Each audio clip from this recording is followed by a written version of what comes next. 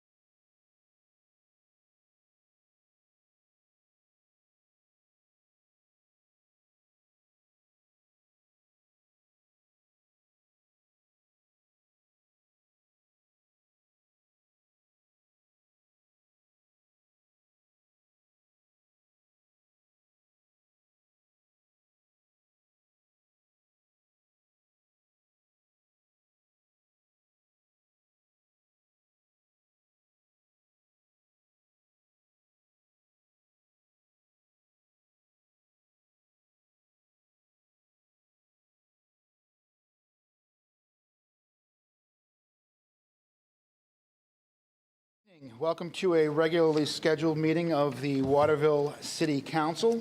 There are agendas on the table near the entrance and online at the city website. Consent agenda items are routine items which are voted on in one motion and vote. Unfinished or new business items are voted on separately. Councilors will be given an opportunity for questions or comments, followed by citizens who must speak at the podium and identify themselves. Citizens will be allowed to speak one time per agenda item for up to 3 minutes. Citizens who do wish to speak on a topic that does not appear on tonight's agenda will have the opportunity to do so during the public comment section of the agenda for up to 3 minutes. This evening we are going to start off with an executive session. We will promise to make it as quick as we can, as we do have quite a packed agenda this evening. So if I could please entertain a motion to go into executive session for labor negotiations, 1 MRS 4056D. Motion for executive session. And a second, please. Second. Okay. All those in favor? Mayor, we have to do a roll call because. Oh, roll Counselor calls, Green. yes, thank you. Counselor Gilly, Yes. Counselor DeBrito, Yes. Counselor Klepak, Yep. Counselor Green, Yes. Counselor Krigbaum, Yes. Counselor Harard. Yes. The vote is 6 in favor and 0 opposed. Okay.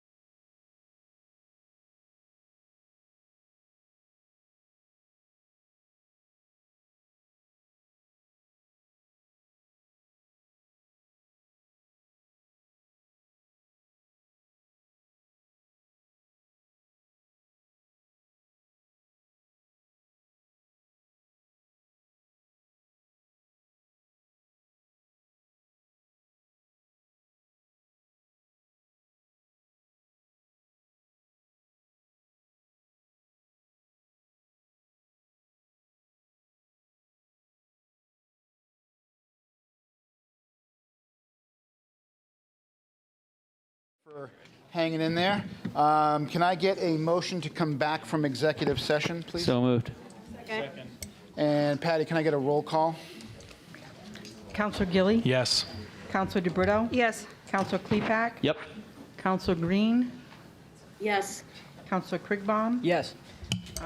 Counselor Harard, there's a motion to go back into regular session? Yes. Thank you. Thank you very much. Okay, let's kick it off with Pledge of Allegiance, please.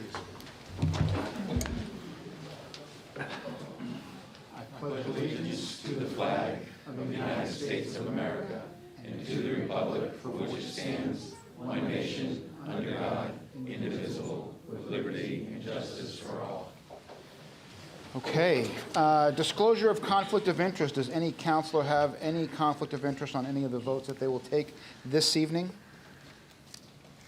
Seeing none, we will move right on to some presentations. This is certainly one of my favorite pieces of any meeting that we do. So at this point, I would like to invite the chiefs to come up.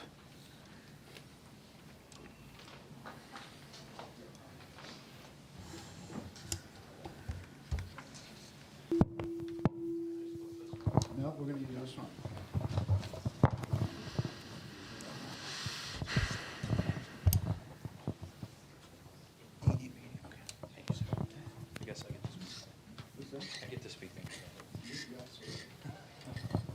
Can you hear me? It's working.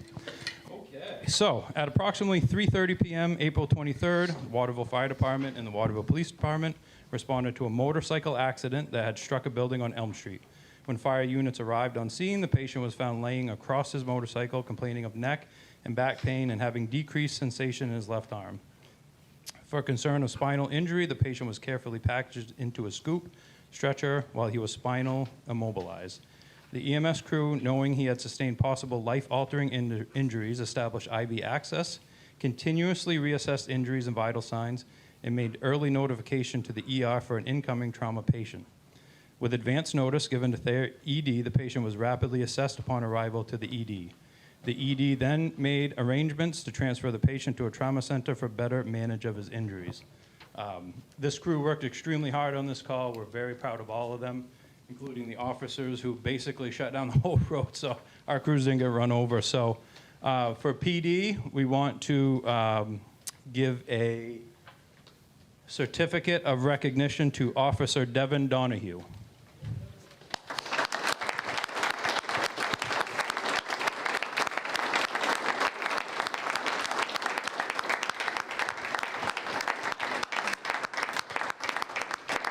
And also for PD, Sergeant Cody Fabian.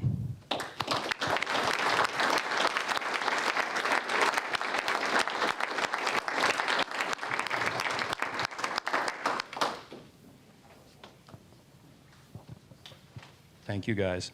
For the fire department, firefighter advanced EMT Teddy Bates.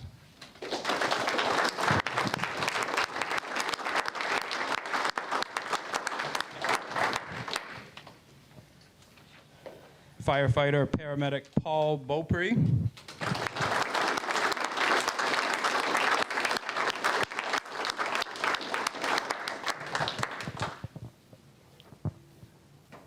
Captain Ben Jandro.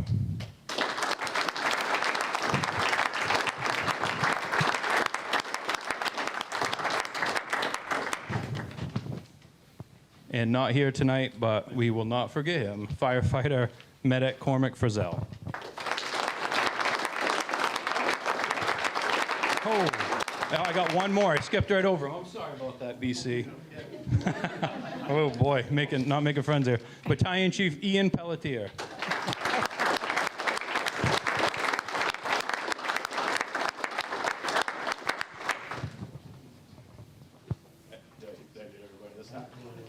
Okay. Thank you.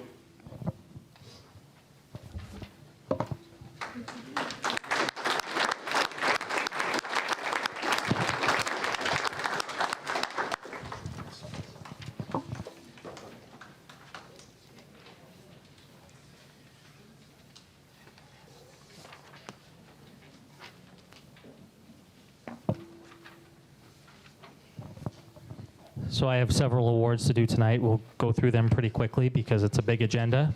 The Mothers Against Drunk Driving is a nonprofit organization that seeks to stop impaired driving, support those affected by drunk driving, whether that impairment is caused by alcohol or any other drug. Mothers Against Drunk Driving is recognizing Officers Hodge and Dow for their commitment to OUI enforcement. Officers Hodge and Dow alone led the Waterville Police Department in OUI arrests in 2024, with 33% of all of our OUI arrests being made by these two officers. Officers Hodge and Dow's efforts in impaired driving enforcement have undoubtedly made the road safer for the citizens of Waterville. So I'd like to invite Officer Riley Dow up.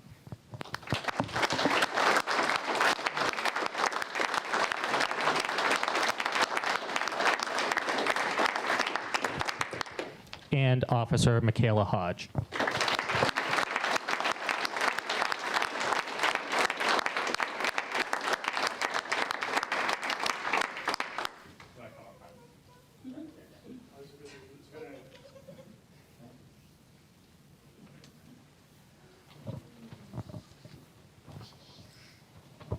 Okay, on November 12th, 2024, at 3:22 p.m., Officer Devin Donahue responded to a residence on Nicole Drive in Waterville for an unresponsive female subject. According to the calling party, the female was found unresponsive in her bed. Dispatch began instructing the calling party on CPR. When Officer Donahue arrived on scene, he took over chest compressions for approximately 4 minutes before EMS arrived on scene and took over. The patient was transferred to Maine General Medical Center and was later discharged after making a full recovery. Kevin?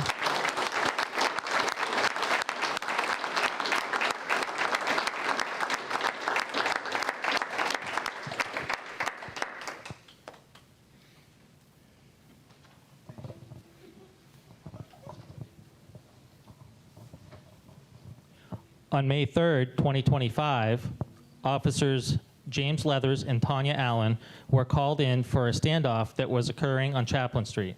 The standoff with a suspect who had allegedly assaulted and threatened someone with a firearm and was now refusing to come out. Officers Leathers and Allen are both trained crisis negotiators and are members of the department's crisis negotiation team. They negotiated with the suspect for approximately 4 hours and were able to successfully get the suspect to exit the residence and turn himself in, resulting in no use of force. Officers Allen and Leathers' efforts that day surely brought a very dangerous situation to a safe conclusion for the suspect, community, and all the officers on scene. Jimmy?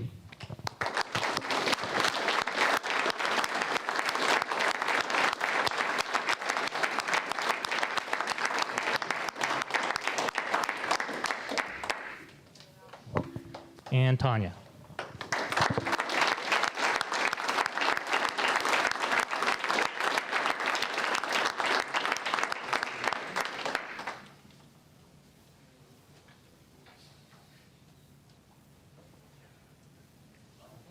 Thank you, Chief.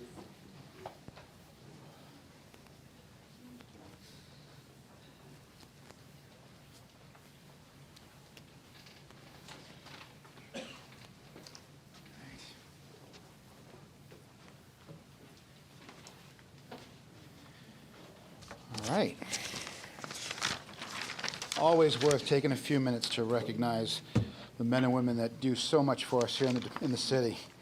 All right, next up we have an audit presentation. Eric Nadu is going to do our financial report update. So, audit. Eric, good evening, sir. Good evening. How are you? Doing great, thank you.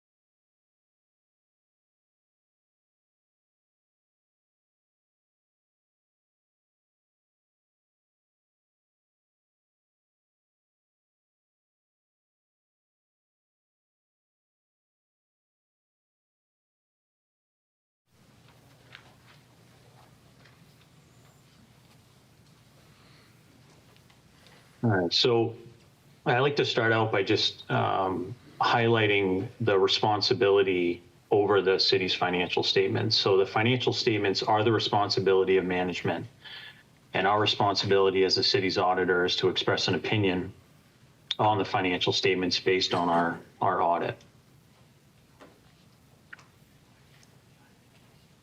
We conduct our audit in accordance with auditing standards generally accepted in the United States, and those standards provide reasonable assurance that the financial statements are free of material misstatement. And we have issued an unmodified opinion on the June 30, 2024 financial statements. That is a clean audit opinion.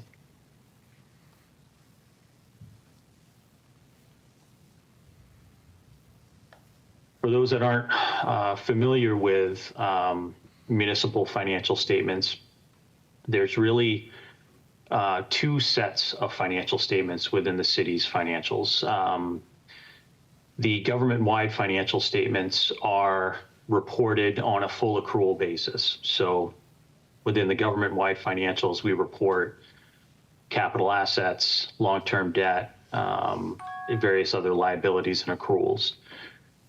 We also include fund financial statements, and those are more a modified accrual basis, more of a short-run perspective. And those are generally more familiar for council members and management as well. Typically, it focuses on the general fund, capital project fund, special revenue funds. And then in addition to the government-wide financials and the fund financials, we also provide a reconciliation within the financial statements of those two different sets of reports.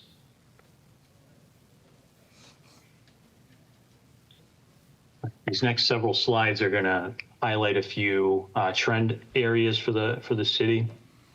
This first slide here reports the taxes receivable, the outstanding receivables at the end of fiscal year 24, just under $1.5 million.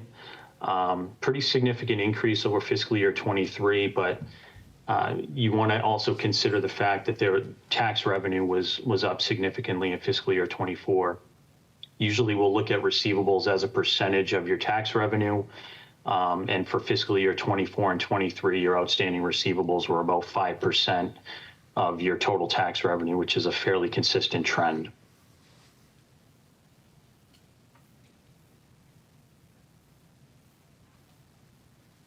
This next slide shows the property tax collection rate for the city over the last 6 years. And it's held fairly steady at around 96% over the last 4 years. This represents the portion of the tax levy that has been collected in the current fiscal year. And within the financial statements for the city, there are additional footnote disclosures that provide a little bit more information regarding the tax levy for the year.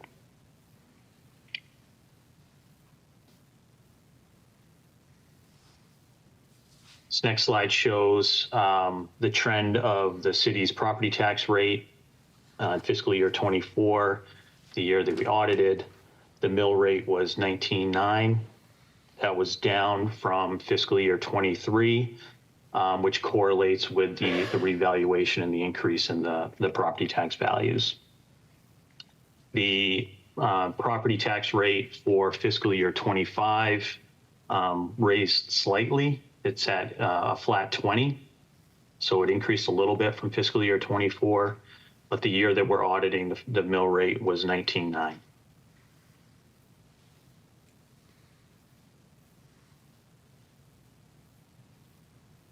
This next slide shows the trends of your long-term debt levels.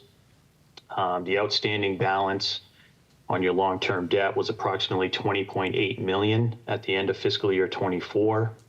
As I mentioned earlier, when we were discussing the presentation of financial statements between government-wide financials and fund financial statements, the long-term debt balance is reported as an outstanding liability in the government-wide financials. Within your fund financials, the debt service payments are reported as an expenditure.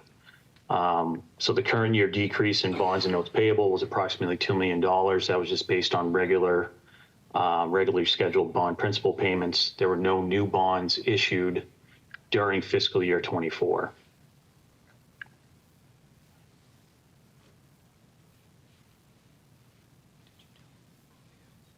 The next few slides are going to highlight some trends in the city's general fund balance.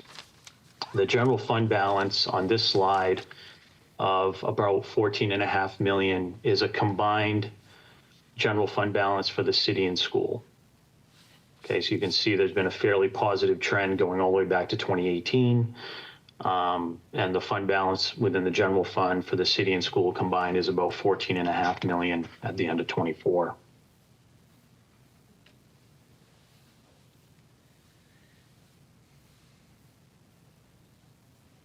The unassigned fund balance, which is timely considering the city is currently going through its budgeting process. So the unassigned fund balance for the city at the end of fiscal year 24 was about 10.3 million.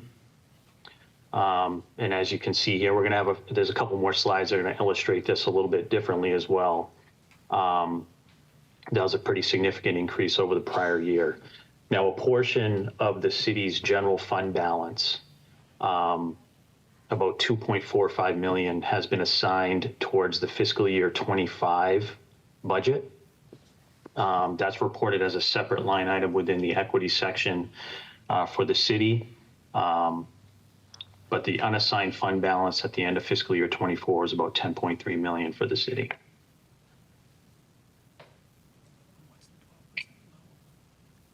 This next slide shows the general fund balance for the school, about a little over 1.5 million at the end of fiscal year 24. That was a small decrease over the prior year.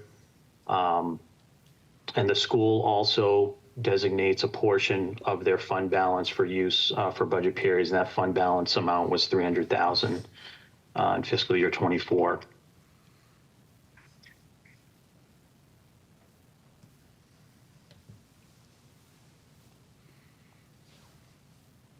The city has an approved fund balance policy. The city's policy is currently to maintain an unassigned fund balance of at least 12%.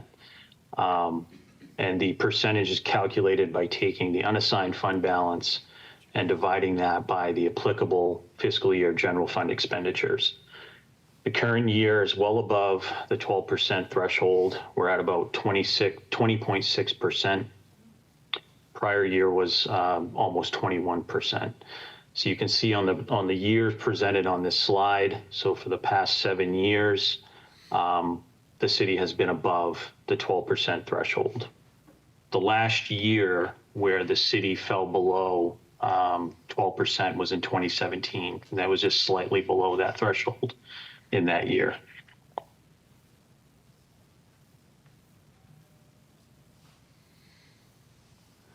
So when the city is well above its threshold, that would imply that the fund balance that is being budgeted to be used hasn't been fully utilized, and this slide is reporting.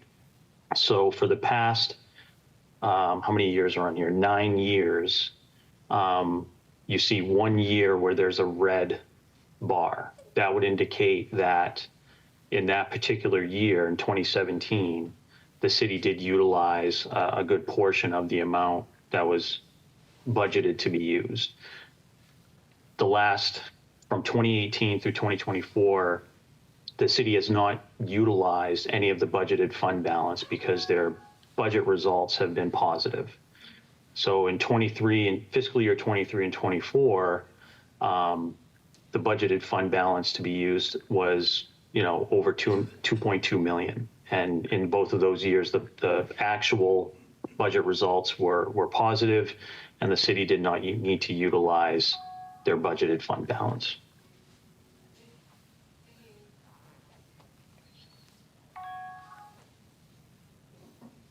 So that concludes the trend analysis. There's a few other things I'd like to highlight for the council. There were no difficulties in dealing with city and school management in performing and completing the audit. I want to commend Christina and her team and Paula and her team. They do a great job. It's not easy auditing and preparing for an audit in the municipal environment, and they do a really good job of responding to questions. We look at a lot, and they're really patient with us, and they provide good information for us to perform our procedures. There were no disagreements that arose between the audit firm and management about financial accounting, reporting, or auditing matters. I mean, we discuss a lot throughout the process. We advise throughout the year as well when issues come up or questions come up.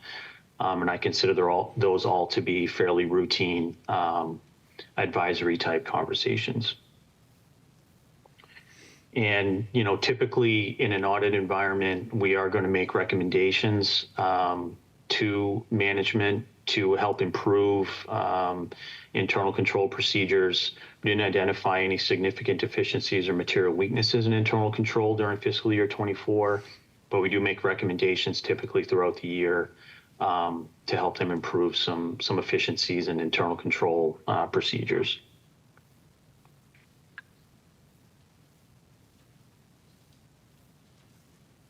So I want to thank you for your time. That concludes our presentation, and we're looking forward to getting an earlier start in the fiscal year 25 audit here coming up soon. Excellent. Not sure Christina feels that way, but. She does. Any questions for the council for Eric? Councilor Klepak? Yeah, thank you for that. Can you comment on the potential vulnerabilities of this scenario that we have here, where we certainly are, so we're, in the budget, we have, what was it, $2.4 million of unassigned fund balance that we're drawing on that is balanced by a similar but slightly lower number of money that's not being utilized, that's been allocated, that's been budgeted. Can you talk about the potential vulnerabilities of this kind of budgetary management on the part of, I guess, the council? Well, I think in our role as an auditor, we're not involved in budgeting. But what I can say is that, the budget process, I think it's important to have a good understanding of when you are budgeting to utilize fund balance. Sometimes it's difficult just based on the timing of when financial statements are being issued, of knowing exactly how much of that budget you're utilizing, right? So it's not a negative for the city to accumulate unassigned fund balance and use that in the budgeting process. And I think it's also appropriate for the city to establish and be consistent with monitoring compliance with the fund balance policy. I think that's a very reasonable thing to do, and a lot of towns do that. So I think it's the evaluation should be taking place throughout the year as far as how much of that fund balance is being utilized, if any of it, and how that might impact future budget discussions. Excellent. All right. Eric, thank you very much. I appreciate that. You're welcome. All right. Moving on to our city manager report. Thank you, Mr. Mayor. I am starting to get settled in. I can report the $5,500 request last meeting for the South End Recreation Program has been approved for funding by the Haynes Fund Committee. We have an impact task force meeting tomorrow at 2 o'clock right here in the council chambers. A reminder to Ward 6 residents that absentee ballots for the council seat will be available in the city clerk's office starting next Tuesday, and the election will be on June 24th. There will be 2 bridge painting projects by MDOT this summer. The Carter Memorial Bridge from June 2nd to July 24th. This will be at night from 8 p.m. to 6 a.m. Traffic will be down to 1 lane with temporary lights. The other bridge will be on Abenaki Road from June 16th to July 14th, again at night from 8 p.m. to 6 a.m., and it will be down to 1 lane with temporary lights. So that's all I have for today. Excellent, thank you very much. Council comments or committee reports? Any councilors have any comments or committee reports this evening? I just have a comment. Yes. I just want to thank Public Work for their amazing job that they did throughout the city. Yeah. The city looks great, looks amazing. Thank Good you. job. Thank you, yeah, I agree. Any other? One comment that I will make is last night, the Youth Council wrapped its inaugural session. Thought it was a pretty decent year. Certainly going to take back some feedback, and we've already got the applications out for next year. And we've already have some applicants that are expressing interest. So looking forward to next year and seeing what this crew will do. So we had a great first year, I think, for all intents and purposes. So good. Okay, any public comment? We're at public comment now. Any member here of the public that wishes to speak on any item that is not currently on the agenda? We're all waiting for budget stuff. I get it. That's fair enough. All right, with that, we'll move on to consent agenda. Can I get a motion? Sir, yes, thank you. Okay. Oh, sorry, yes, thank you.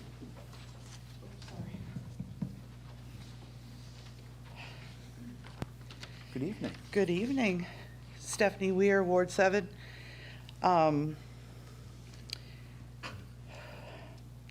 We hear the sirens every day, and we know that there's another person in need of the first responders who serve our community. We know how important these men and women are and how hard they work each and every day to save the lives of those of us who reside here in Waterville and at times in surrounding towns. It's a thankless job most of the time, and they are not given the praise and recognition that they so deserve often enough. Most people say they're just doing their jobs, and this is true, but it goes beyond that. We take for granted these amazing men and women who answer the call each and every day. They are the first line of defense that makes it possible for community members to wake up to another day, to fight to stay alive, and at times to walk out of a hospital when just 4 days earlier the patient couldn't feel anything at all. April 23rd, 2025 was a day that no parent or family should ever have to experience. Our son Nathan was the young man who was involved in the motorcycle accident at the intersection of Elm and Spring Streets.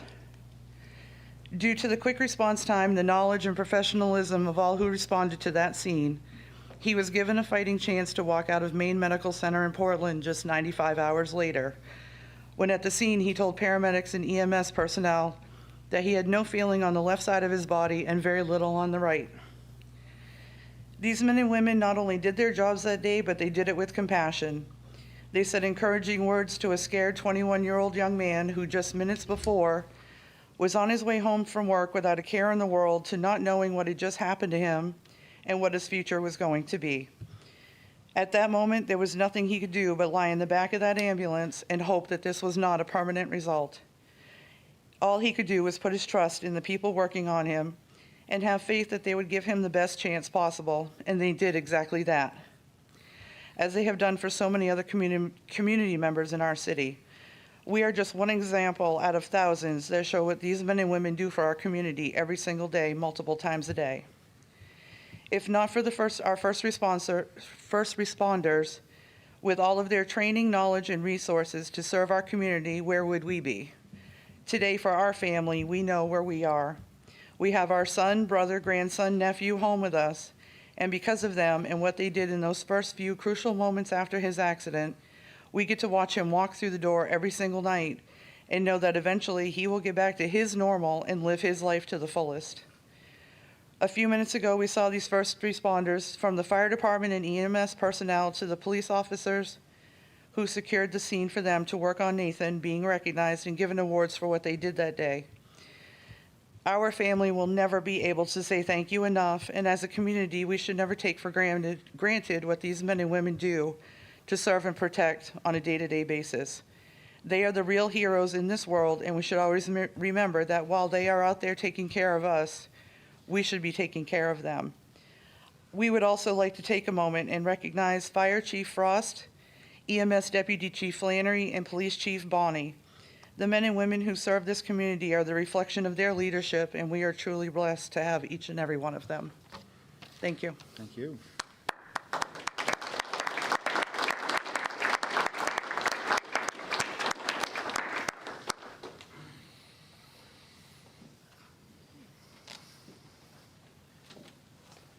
Good evening. Evening, ladies and gentlemen of the council, Mr. Chairman. With your permission, as president of Waterville Professional Firefighters, I'd like to have a few minutes of your time. I am not a resident of the city of Waterville. However, I have worked in this city for the last going on 15 years. You have the floor. Do I have your permission? You do. All right. Good evening. First off, my name is Ryan Cody. I am the president of Waterville Professional Firefighters, Local 1608. I am here tonight, as you can probably guess, in strong support of the proposed budget to staff a third ambulance for the city of Waterville. As the people who do the work in this city every day, we know this is urgently needed to protect the safety and health of every resident in the city of Waterville. This is on the agenda. I'm going to have you, I'm going to allow you to come back and do the speech when we reach that speech. Okay. So yes, thank you. All right. I apologize. No problem. Yeah. Thank you. Okay. Anyone else wish to speak in public comment for any reason other than what's on the agenda this evening? All right. Seeing none, can I get a motion for the consent agenda, please? So moved.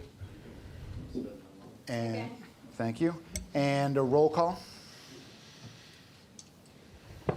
Counselor Gilly? Yes. Counselor DeBrito? Yes. Counselor Klepak? Yes. Counselor Green? Yes. Counselor Krigbaum? Yes. Counselor Harard? Yes. The vote is 6 in favor and 0 opposed. Excellent. At this time, I'll also entertain a motion to read by title only, please. Motion to read by title only. Second.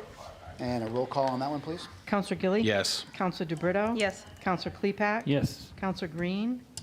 Yes. Counselor Krigbaum? Yes. Counselor Harard? Yes. The vote is 6 in favor and 0 opposed. All right, moving on to old business, Order 99, 2025. Approve the Second Amendment to the Airport Park Municipal Development and Tax Increment Financing District Development Program. Move to adopt. Second.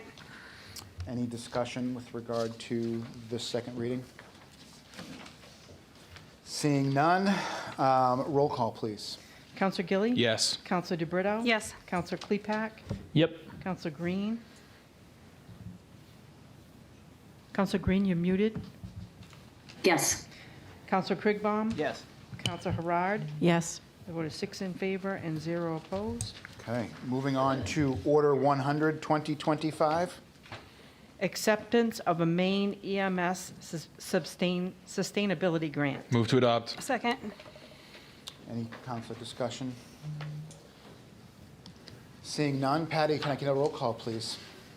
Counselor Gilly? Yes. Counselor DeBrito? Yes. Counselor Klepak? Yes. Counselor Green? Yes. Counselor Krigbaum? Yes. Counselor Harard? Yes. The vote is 6 in favor and 0 opposed. And moving on to Ordinance 101, 2025. Revise and codify ordinances of the City of Waterville, Maine. Move to adopt. Second. Any discussion from the council? Okay, seeing none, Patty, may I please get a roll call? Counselor Gilly? Yes. Counselor DeBrito? Yes. Counselor Klepak? Yes. Counselor Green? Yes. Counselor Krigbaum? Yes. Counselor Harard? Yes. The vote is 6 in favor and 0 opposed. Wonderful, thank you. Now we're moving on to new business, Resolution 103, 2025. Authorize the issuance of an outdoor dining extension to Charles Gigier, doing business as Silver Street Tavern. Move to adopt. Second. Any discussion from the council? It's pretty much an annual thing for Silver Street, anyone from the public? Seeing none, can I get a roll call, please, Patty? Counselor Gilly? Yes. Counselor DeBrito? Yes. Counselor Klepak? Yes. Counselor Green? Yes. Counselor Krippbaum? Yes. Counselor Harard? Yes. The vote is 6 in favor and 0 opposed. All right, moving on to Resolution 104, 2025. Authorize the issuance of an outdoor dining extension to Fred Willett, doing business as the Proper Pig. Move to adopt. Second. Any discussion from the council? Anyone from the public? Seeing none, Patty, can I please get a roll call?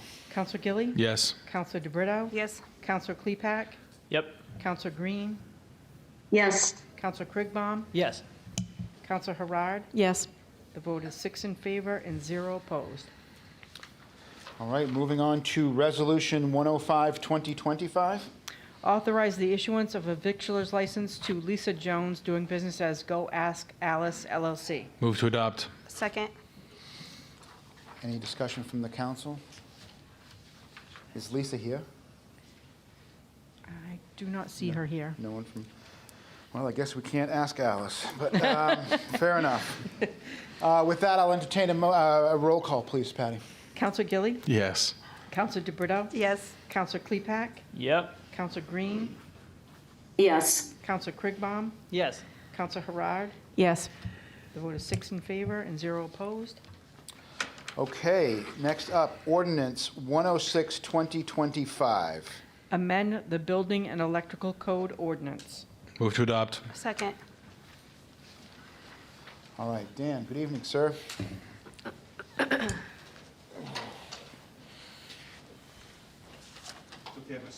Of course, yeah, please.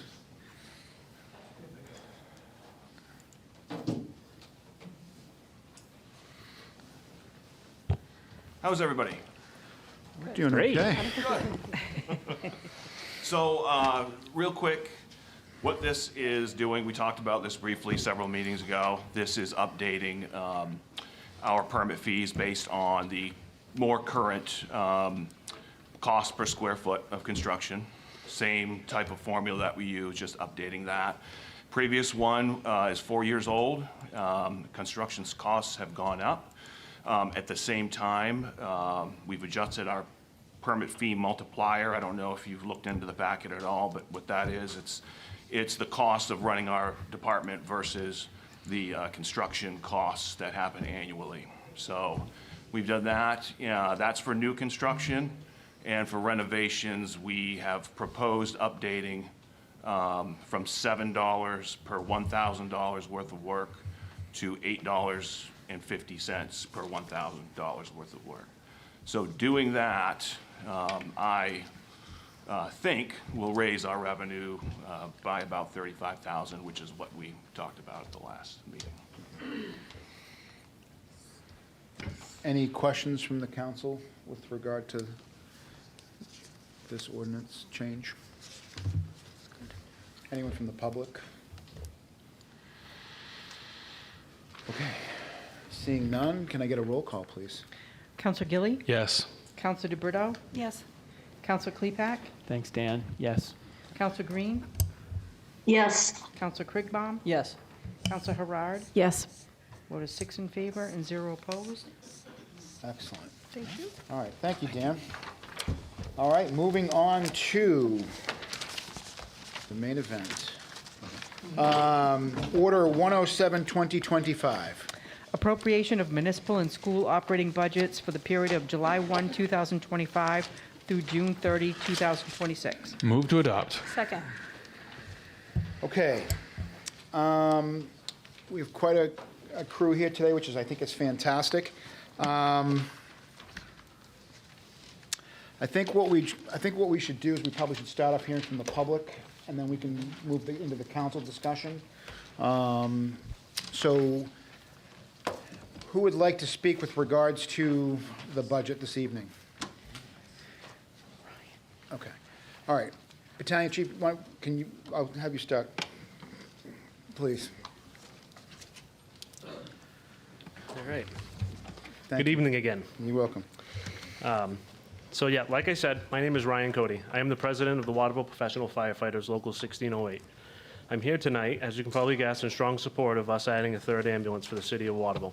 As the people who do this work every day, we know that it is urgently needed to protect the safety and health of the residents here in Waterville. A little bit about me. I started my career here in Waterville going on 15 years ago. This is my home. This is where I was born and raised. Over the last 15 years, I've watched our truck department change many times. We are definitely not today where we were 15 years ago, and that's a good thing. However, today we're running almost 6,000 calls a year, which is double where we were when I started. While our staffing has grown some over time, comparatively speaking across the state, we are doing big city numbers with half of the manpower. To put that into perspective for you, South Portland last year did 5,714 calls. We did 5,704. We did that with 32 full-time people. They did it with 71. They have more than double what we have. Every day, we get stuck with multiple calls stacked on top of each other, and we struggle to put that third truck together, always running around the station trying to piecemeal together with people that we might have in the building or in one of the offices up down the hall. We put out driver's tones, but people don't come back. Quite frankly, they're not coming back because they're so worn out from the shift before that they're taking the time that they need to recoup and recharge. So I don't blame them for not coming back. Now, the second those two trucks are out and they're committed to the calls at hand, the third one that comes in, I have nobody. In the last 3 weeks here in Waterville, we've done 356 calls. 263 of them were EMS. Of them, 2 of them were cardiac arrests, one in which we were able to gain ROSC, get them to definitive care, and that person is still alive to my knowledge today. Over these calls over the last few weeks, I would like to highlight a few that I have personally gone on myself as the battalion chief, the guy that's supposed to be back at the firehouse running the show. 2 weeks ago, I responded for a 29-year-old male that hung himself. A week later, a 15-year-old young man took his life with a handgun. Just this weekend, I had an elderly man get mangled on Elm Street underneath a tractor-trailer truck. As the battalion chief of D Shift, it is my job to allocate the resources that I've been given by you guys. Is the council ready to stand in front of the members of the city, the fathers, the mothers, and explain to them when I don't have a truck to send to these crises? Or that truck's in Augusta and it's going to be 30 minutes late? Who's going to answer that? The brutal truth is, it will happen. We're constantly playing catch up, and we pray for that second truck to finish a call and get back in service because we know that that third call is coming. It's inevitable. Now let's talk about fire protection. Yes, I have 2 fire trucks, each staffed with 1 person. Most cities have 2, some 3, some even 4, but we have 1. I could take them 2 people off a fire truck and I could put them on an ambulance and send them on that third call. But then what happens when a fire call comes in? Just in the last 2 or 3 weeks, we've had 2 fire calls that were reported structure fires, working structure fires with fire, with people hanging out windows and stuck in the building.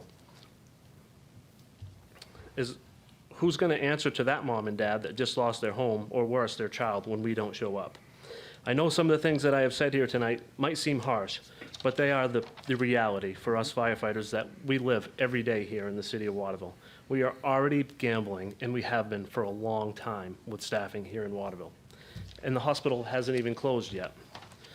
We are the 7th busiest fire department in the state of Maine, and everybody above us on that list has at least 3 or 4 hospitals in their community, and their staffing is double ours. We are already stretched so thin, and with inland closing, we're not going to have the tools we need to provide the service we provide to the city of Waterville. Based on the algorithm that we have come up with, we're going to be going to Augusta 800 to 900, maybe even 1,000 more times this year, just based on acuity and nature of the call at hand once that hospital closes.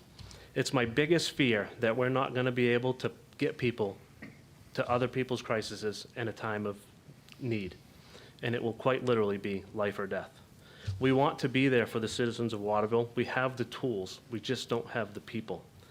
I also fear that if we don't hire staff, people are going to leave.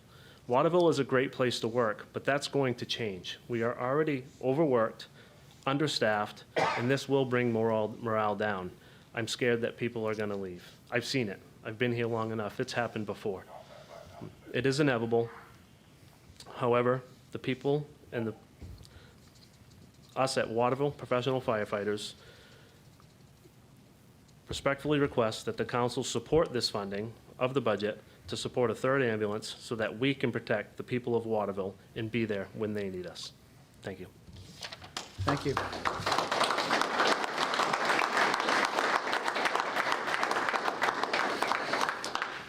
All right. Who's next? Dr. Diaz.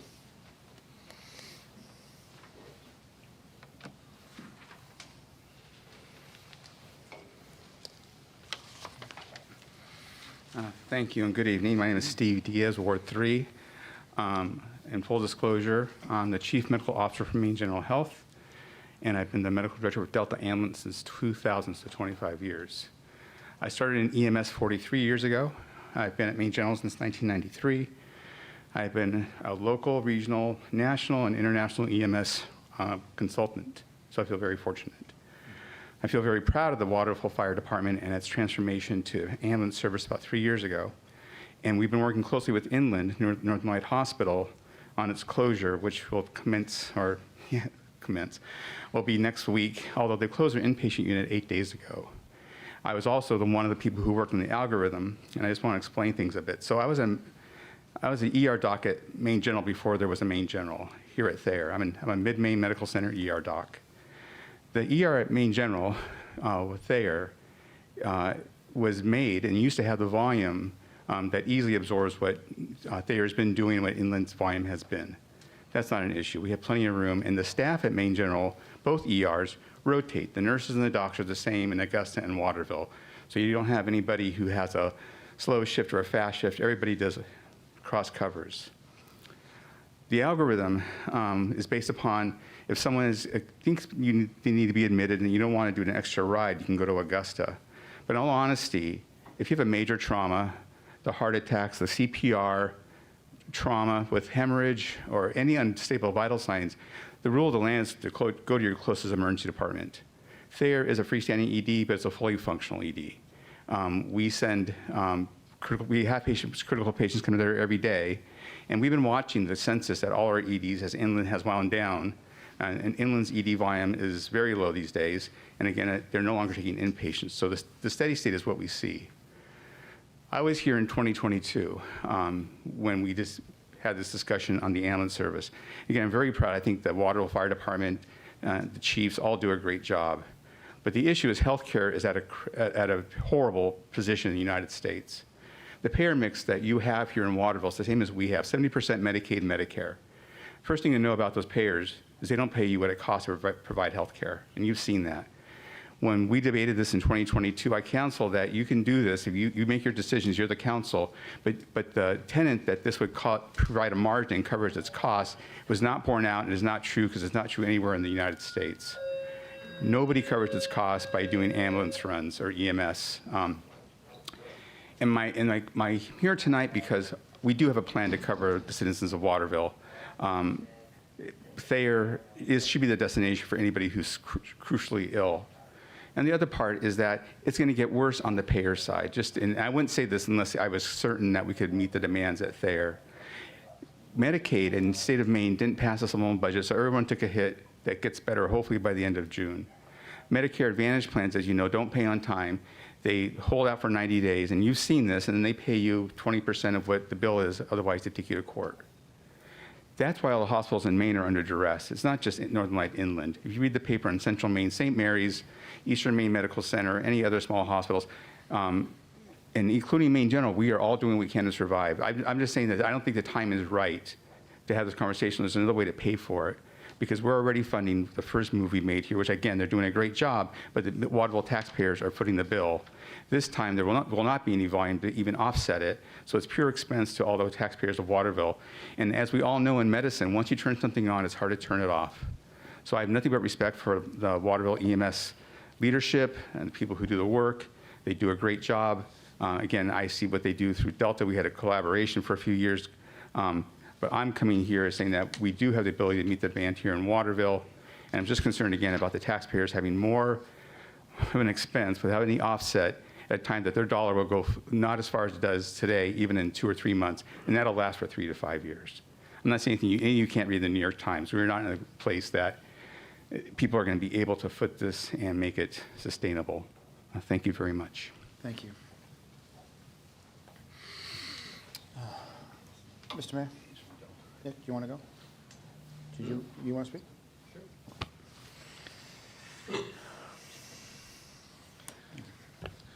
Nick Isgro, Ward 4. I'm not here to speak on any specific line item. I'm just here to talk about the budget in general.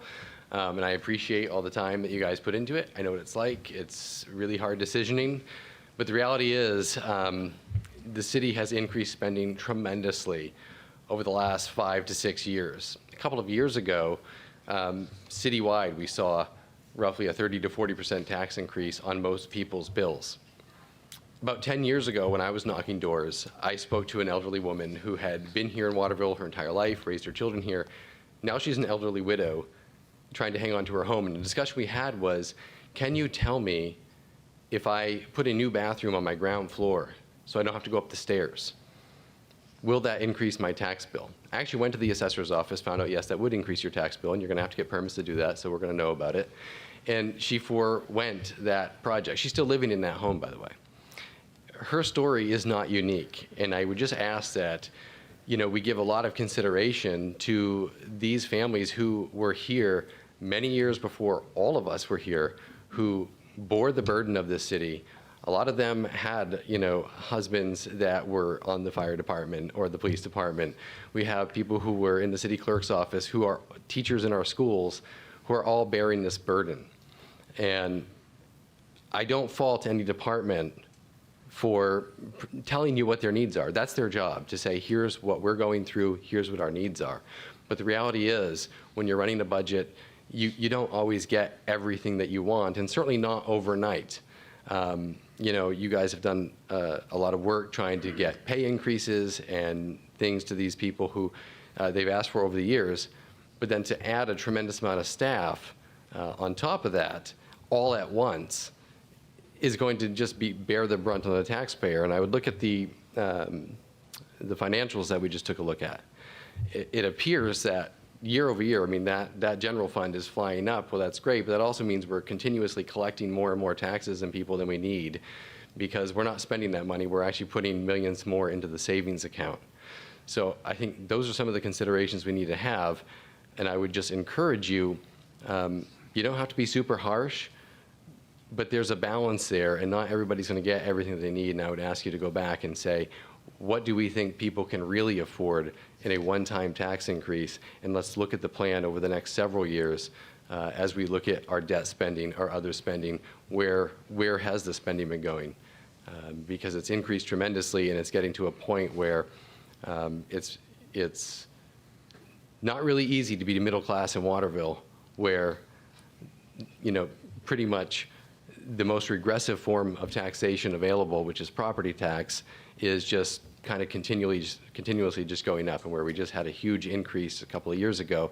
I think we really need to step back and take a look at a holistic picture and say, what's realistic? Because the reality is, people do make those tough decisions, like the elderly woman in her home. She's not alone. There's hundreds and hundreds, if not thousands, of other people in the city of Waterville living just like that, trying to make those decisions of what they can afford. City needs to decide, what can the city afford? Thank you. Thank you. Joe, and then I'll Scott. Good evening. My name's Joe Lemieux. I live in Ward 5. Listen to that first gentleman. I seem to understand we have a third ambulance at the fire department.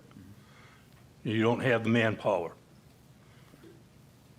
Where's the justification in $2 million for the extra manpower to run another ambulance, which is going to increase my property tax by 14%? $2 million increase in your budget. No? How much would it be, sir? I believe for this particular year, I think we got it to about 600,000 for this fiscal year. You know, because we're going to go in a staged. The plan that was presented is a staged approach, because we can't hire all 8 people on one day, on the first So day. 8 new employees would cost $2 million more a year? No, right, for this year, for this budget, it's $600,000. Okay. Now, what that would be next year, right, like, is to be determined, because we don't know what stages they will be, or so on and so forth, so. So There is a further potential say- for a bigger increase in the 25, 26, so 26, 27, budget? Yeah. So my next question would be, in my younger years, I used to work for fire department, first responder. Do we have mutual aid with communities around us? We do for fire, we don't have, there is mutual aid. Chief, please correct me if I'm speaking out of line. We do have understandings with, from an EMS perspective for, potential, but I don't know that we have anything specific. Do we have exclusive mutual aid for EMS, or no? No. So we have mutual aid agreements with other fire departments, yes. We do not have specific mutual aid signed agreements with other ambulance services for many reasons. Number one is there's not any ambulance services around us that we can run with. The only ones are Delta, and Winslow has a truck. So there's not like a lot of ambulance services around us that we could pair with like there is with fire departments.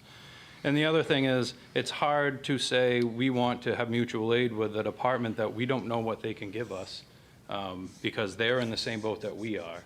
Whereas a fire service, we can, right? So today, Vassarboro called us for our RIT team and our Cascade truck.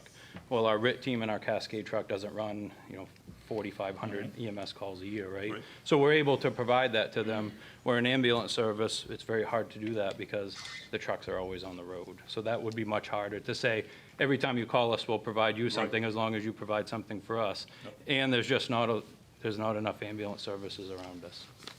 So with you saying that, I went online, checked with the towns.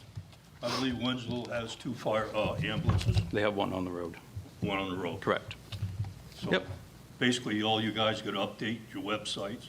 So as the general public, when I go to research what you have for equipment and what you're able to offer services to the taxpayer, I see the full picture. Right now, I'm not seeing the full picture. I don't know what Winslow has on. I know that they have one full-time ambulance on the road. Okay. Yep. Well, like I'm saying, the websites are telling me different. Okay. Okay? Thank you. Thanks, Joe. Scott?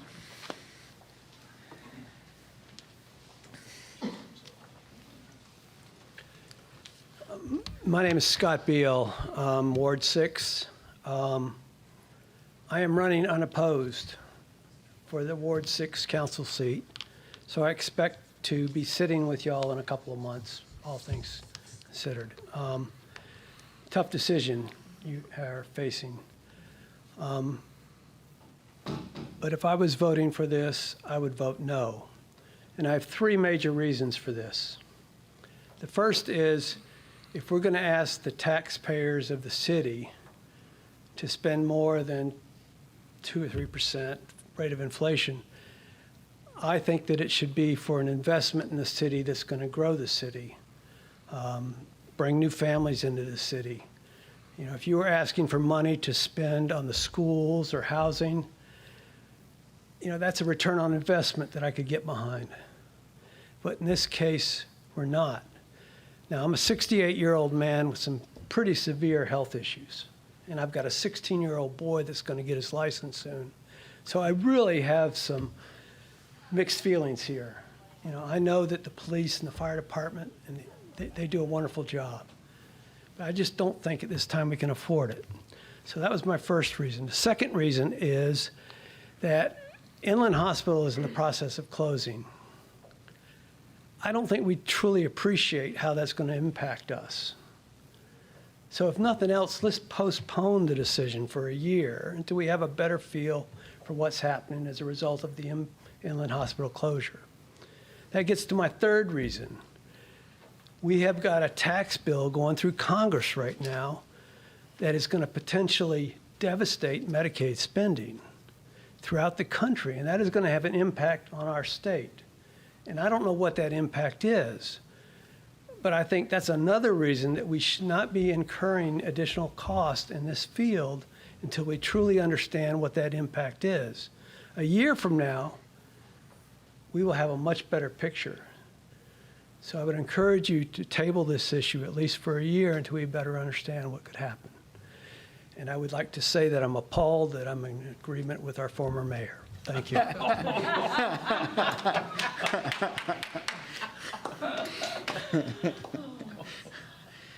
Anyone else from the public wish to make any comment? Sir. Yes, my name's Steve Keaton. I'm not a resident of the town. Am I allowed to speak? Sure. Well, I hope none of you have bricks, but you're looking at one of the analysts that approved the consolidation of Maine General when they decided to move their outpatients and combine them with the new Augusta Hospital. At the time that was happening, I live in China, not that far away. I didn't really want to see it go, but it showed it was going to save money.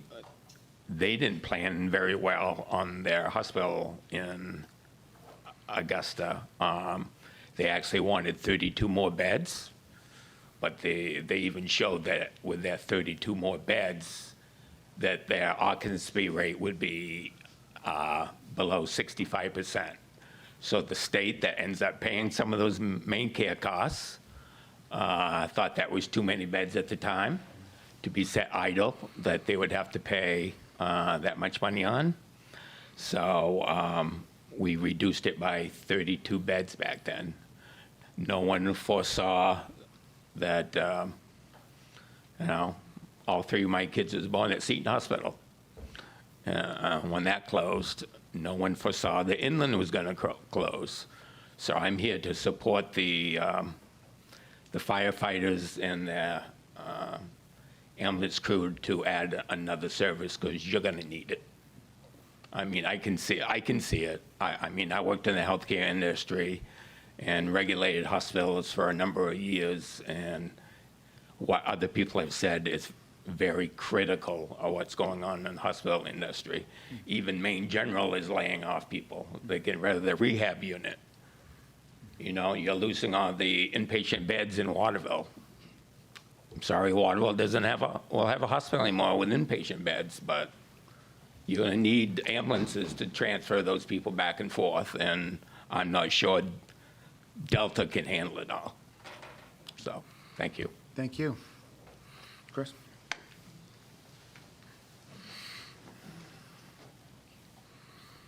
Chris Rancourt, Ward 4. I live in one of the highest tax neighborhoods in this neighborhood. The tax is increasingly going up. This budget is terrible. Some of you may know or not know. I repealed the budget back, 9 years ago, and it was very easy to repeal the budget, get signatures. It'll be even easier this time, guaranteed. Now, 600,000, that's for this year, so that's 6 months, correct? Half a year, so we're talking at least 1.2 million next year on the budget. It's for 9, like, yeah, but yeah. Yeah, so 1.2 million minimum. Yeah. Now, Inland Hospital, are they on the tax rolls? No, not Okay. at this point. Now, Belgrade, how many ambulances they have? Belgrade? Yeah. Sydney? Chief, I don't, 0, yeah.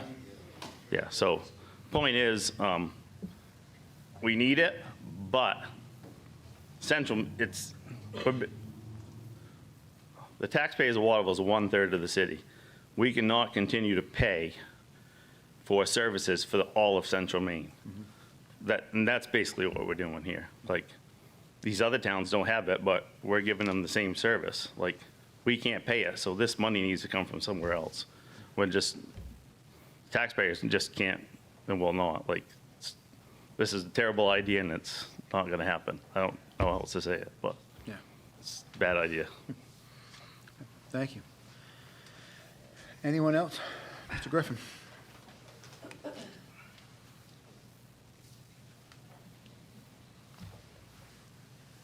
Good evening, Mr. Mayor, the august group here of Just for the rest, councilors. just name and what ward you're in. 4, Thank you. And your name? Larry Griffin. I know who you are. Sorry, It's yep, somebody else. there you go. Okay, I'm not picking on the administration here, but I just want to put out some facts. The salaries of the 13 members of the administration, the total salaries are $1,351,909. Their average income here is $103,993. You take that average and put it against the average of the typical man or woman in Waterville, $45,000. So they're making 131%, and yet every year they get 2.5%, 3%. That time has got to, that is really should be abbreviated. Now, when you take together with the salary and all the benefits, it's $1,705,470. So the average pay then of the city administrators, $131,900.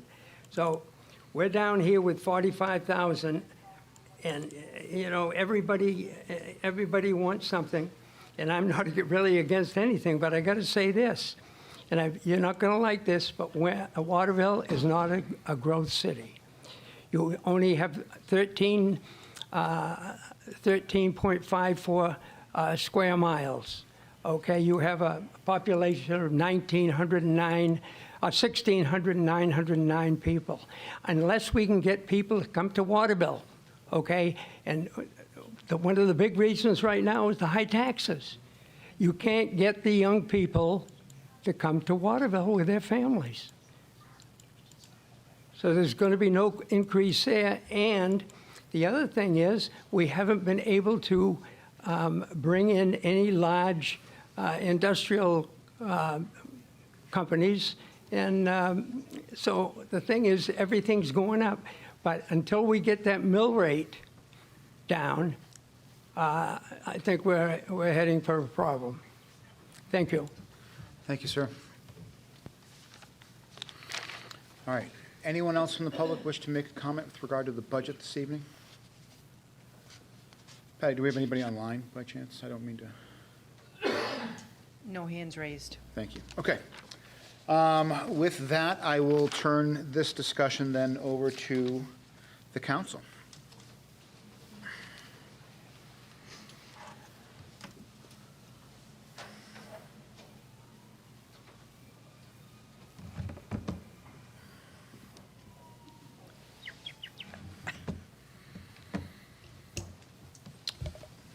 I guess I have a question for the chief of the fire department. I guess it's just clarifying questions. Because I heard a lot, like we're being compared to Portland, and I understand that Portland has a higher population than we do here in Waterville. So I'm just trying to wrap my head around to justify, like, we do have a lower population. Why are our calls are so high? Boy, I wish I could answer that question for you. All right, I think that there's, I mean,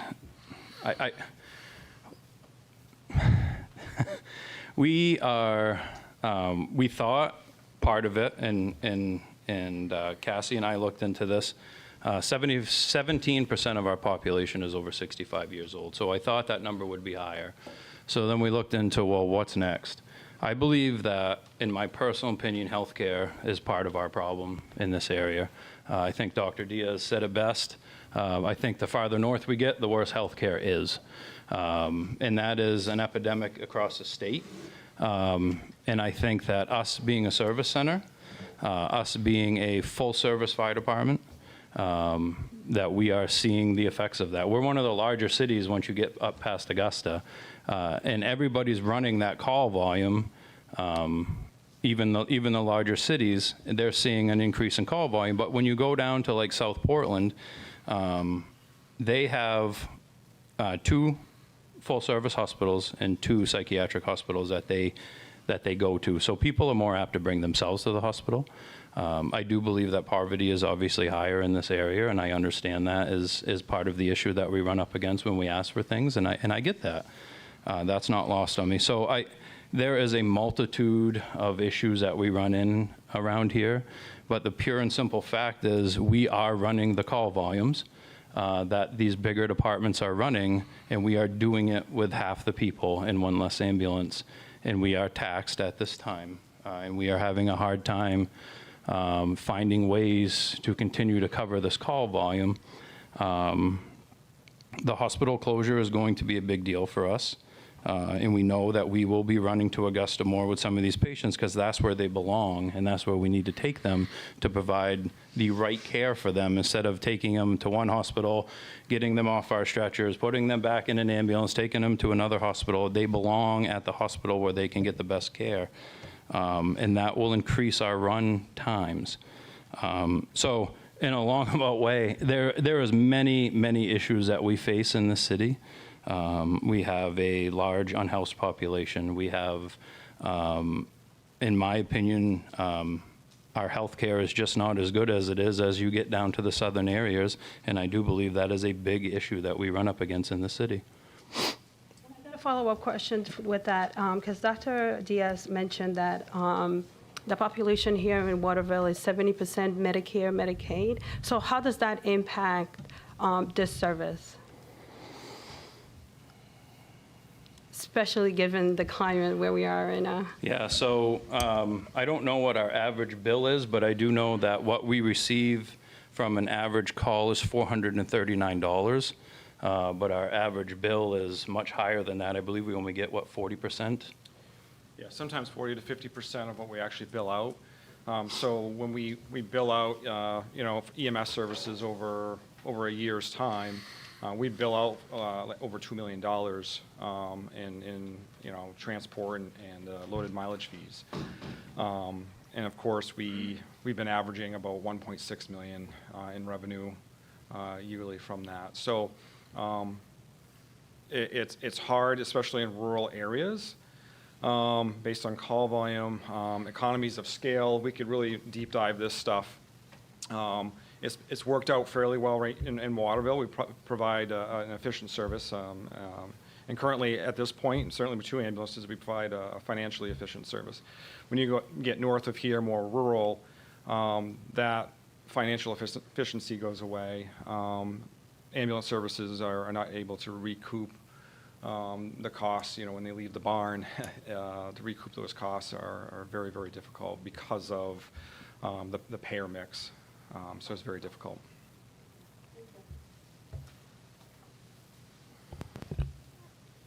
If I may, Mayor? You may. Just to answer some of the questions that the public had, and as we know, I'll sit up here all night if that's what it takes. It's as long as we can help answer some questions. So we talked about, putting investments into the city, helping grow housing, school districts, and I agree. We do need to do that. We need more housing. We need to grow infrastructure. We need to do all that things in this city. But when you bring more people into the city, when you have more housing, when people start moving here, so do services have to grow with it, or we will fail as a city. This ask, and I realize this ask is a big ask. We are asking for an extra $601,000 this year for the personnel to run a 3rd ambulance. But this ask sets us up for the future so that the city can grow and we will be able to grow with it. Because if we don't start growing with the city, we are going to be behind the 8 ball. This ask is not going away. This is something that we need to continue running the call volume we are. And I get it. I get that this is a massive ask. I do, and that's not lost on me. But the numbers, they are what they are, and they do speak for themselves. We are the 7th busiest department in the state of Maine. South Portland run the same call volume that we did. Well, they run 10 more than we did, right? But they're doing it with twice the people. Auburn, same thing, twice the people, 3 ambulances. We are in a tough situation here in the city of Waterville. I call us, we're an enigma. We're a unicorn here. We're one of a kind. The call volumes are real. The major calls are very real. We have seen things lately that the human mind is not meant to deal with, and that's tough on my people. And I worry about them on top of this. I'm not looking to compete with any other ambulance services around us, but I am looking to cover this city. That is my job. My job is tasked with keeping the people of the citizens of the Waterville safe and to keep my employees safe. I do believe that this is what we need to continue forward. And to the gentleman's, he asked, why are we helping stand up our communities around us? We only ran 40 EMS calls outside of the city of Waterville last year. So we're not helping stand anybody up. In fact, we asked for more help than we gave out last year, almost twice as much. We had 89 ambulance calls come into the city last year to help us cover our call volume because we had more than 2 calls at once, and we only ran outside of the city 40 times. So we're the ones that are actually asking for the help here, not so much our constituents around us. Again, I understand it. I think that these numbers, they speak for themselves. 35% of the time, we are stacked calls, meaning over 1,566 times last year, we had more than one ambulance outside running a call at once. Add a couple calls to Augusta per day, and that really changes what we're doing. I realize it's only 20 minutes to Augusta, 20 minutes back, but you have to remember we also have to deal with the patient when we get them to Augusta. We did run a call last week to Augusta for a fractured ankle. That turnaround time was over 2 hours. So for 2 hours, I had one ambulance covering the city. That's tough. My employees, and I couldn't be more proud than to be part of this department and to see what these folks do every day. But out of those 10 largest departments, just pick 2 of them, but Auburn's the 5th busiest department in the state of Maine. Because of the amount of staff that they have, they average 99 calls per year per an employee. South Portland ran 5,714 calls last year. They're the 6th busiest department in the state. They average 109 calls per an employee. Waterville, we average 178 calls per an employee. So we're starting to double up most of our constituents around us that are running our call volume. So not only am I worried about the citizens of this city and us being able to cover their calls, but I'm extremely worried about my employees and the burnout rate that we are starting to see. Thank you. Thank you. Question. Of course. And it has to do with Medicaid, Medicare, or Medicaid. And, Oh, there you are. yes. Don't leave. And that's because that's in the news right now. We just heard from the federal course. government about the cuts. Of course. So given the cuts on the federal level, how would that impact your revenue and collect and funding? Well, I haven't dug into the cuts myself. Ever have you? It would be bad. Okay. And how would that impact us having another, how would that impact the city in the sense of we can't recover those fundings and the city's going to have to swallow that? Yeah, I mean, we there's a possibility we could lose funding, right? I get it, but that is not something that we can control, unfortunately, at this time. But the call volume doesn't go away just because the revenue could be cut. I wish that if they cut revenue, we could say, well, we just won't have as many calls, but we know that's not the case. They did a study over 10 years ago about the increase in calls in the city of Waterville, and it has come true. And here we are with an increased call volume, and we see it every year. I don't believe that's going away. And when somebody calls 911, well, we have to go. That is our job. It's abandonment if we don't, and it's actually against the law. So I wish I knew more about it. It is something we need to delve into, but we've been a little busy with this right now. So. Could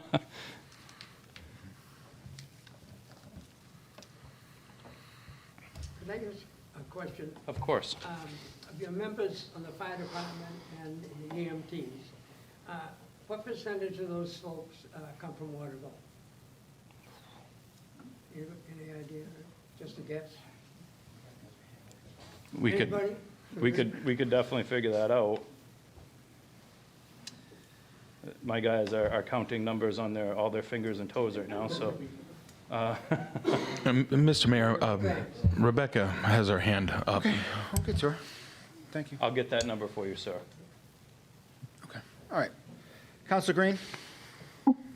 Yeah, thank you. I apologize for being off screen today. I'm not feeling well, but I just want to begin by saying that this is not just a difficult decision, it's an impossible one, right? I mean, we've all heard, we have this call volume, we have this need, we don't have any way to pay for it because Medicare is the primary funder and we're not getting those payments and that funding is being cut. So, I have utmost respect for our fire department and gratitude. I mean, we do appreciate the top-notch quality of our fire department and recognize, obviously, we've heard tonight about the service that's provided to Waterville. But on the flip side, we're paying for something, we're being asked to pay for something in Waterville that is a much larger problem that was created by, forces beyond our control, right?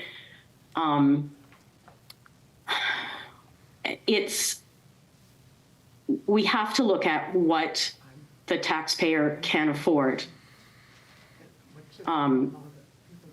I just want to say a little bit about, I also want to just address the numbers of the call volume. I mean, it is in part, I guess it's a question. I mean, some of the people that we are transporting they're in the city, but they're not necessarily residents of the city. Is that correct? Yeah, I mean, yes, I would imagine that they are as they come in and work in the city, as they're driving through the city and get in an accident, which we do, especially with accidents, we do have a cost recovery account that we do bill for accidents. So we do handle that. So we are serving people in this region who aren't paying taxes. I do believe it is unfair for us to ask Waterville to keep paying for certain services which are being utilized by people who live in other communities. And so I just see this as a moment where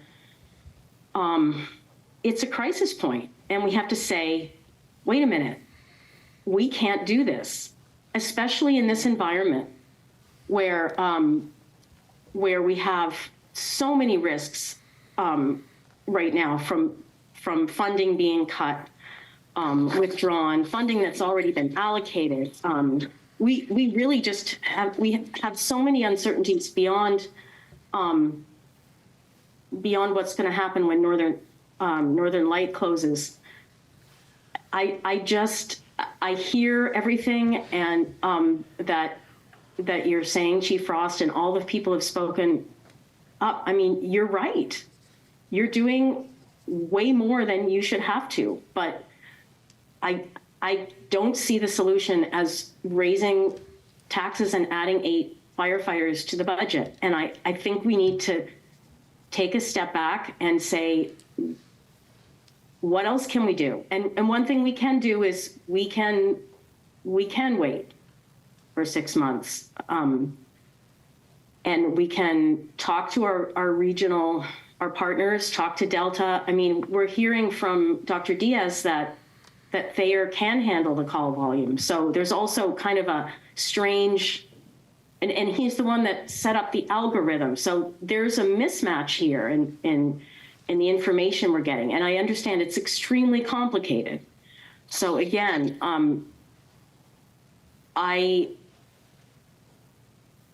it is an impossible situation and decision, but it's one we will have to make. But we need to consider the impact that it's going to have, not just this year on the mill rate for this year, but what's going to happen next year and the year after that? And we have been utilizing quite a bit of the unassigned fund balance in our budgets for the last few years, which I've been a proponent of, because I feel like that money's sitting there. If we, rather than using tax levy to pay for that, let's incorporate that in the budget. And we've been lucky that we've been able to return those revenues to the fund balance. I believe that is not going to happen this year. And it's essentially, I don't know, I'm not a financial person, but creating a hole in the budget is how I express it. I mean, if we have to use all 2,400 of the funds that are in our budget this year coming from the unassigned fund balance, then we're down, then we don't have those margins anymore. And we will be in a very bad situation. And we do have other things that also demand our attention, roads and infrastructure in our schools. And we just need to really keep all of those things in mind.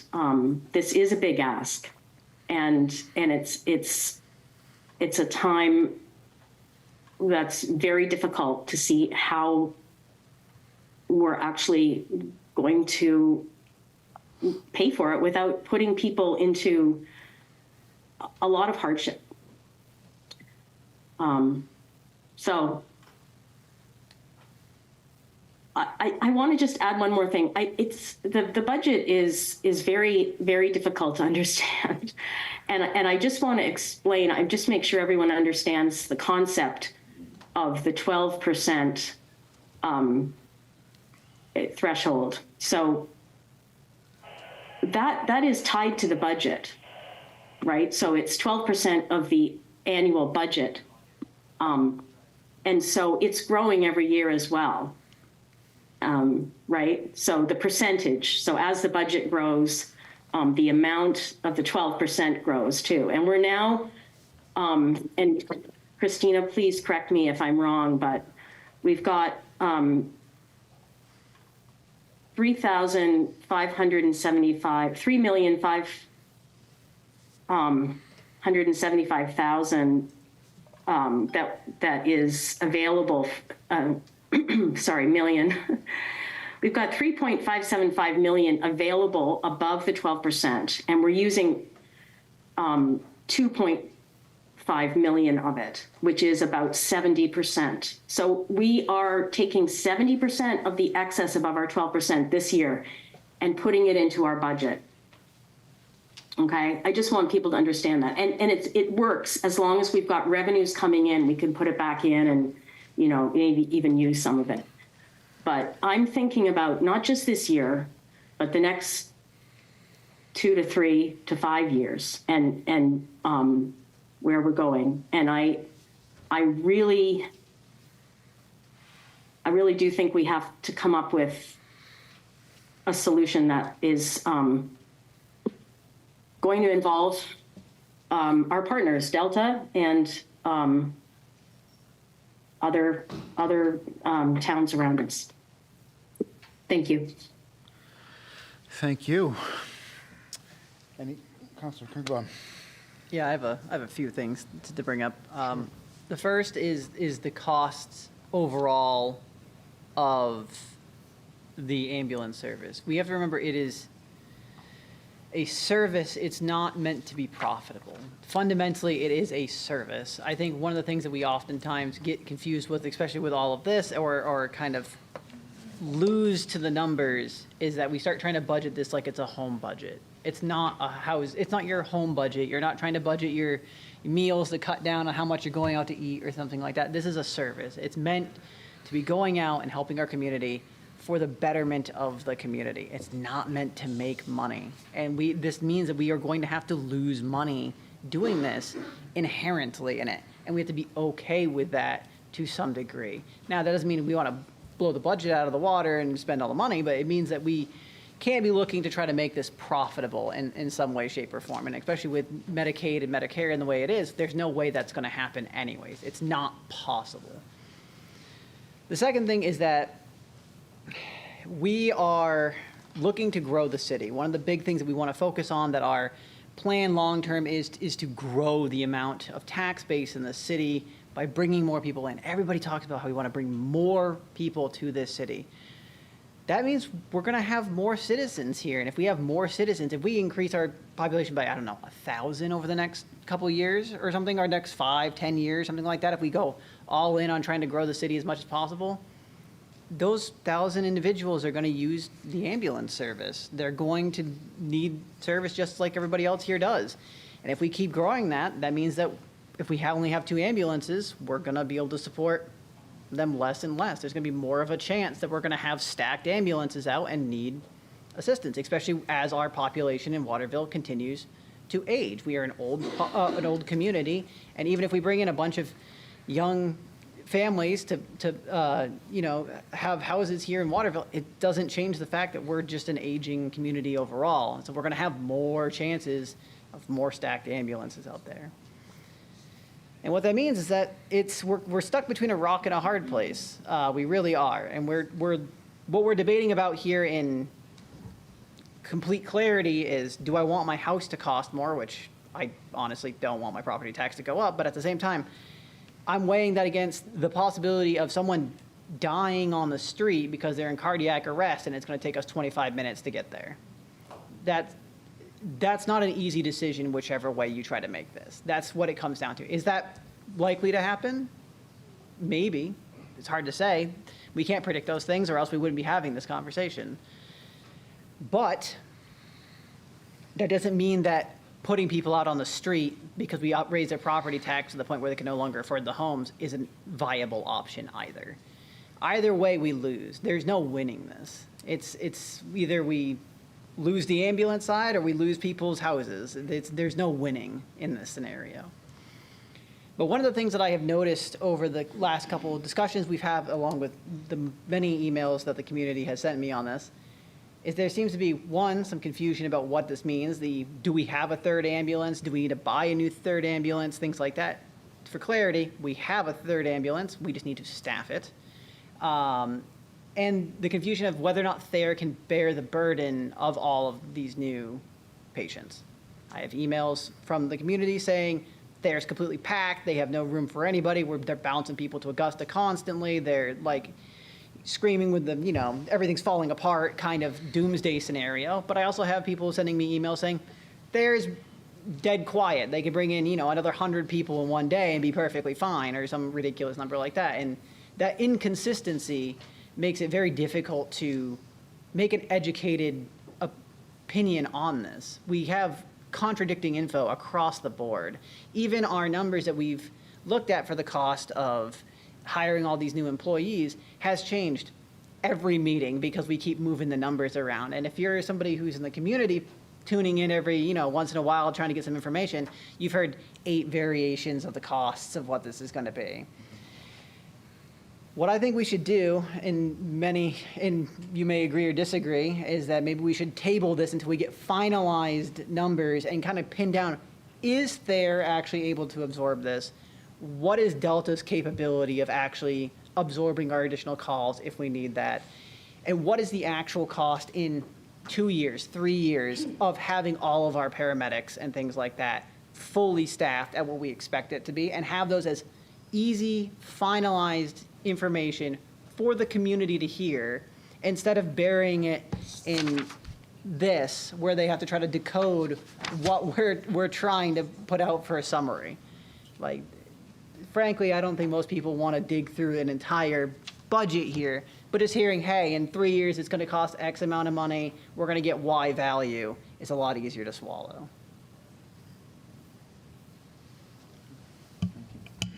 Councilor Harad?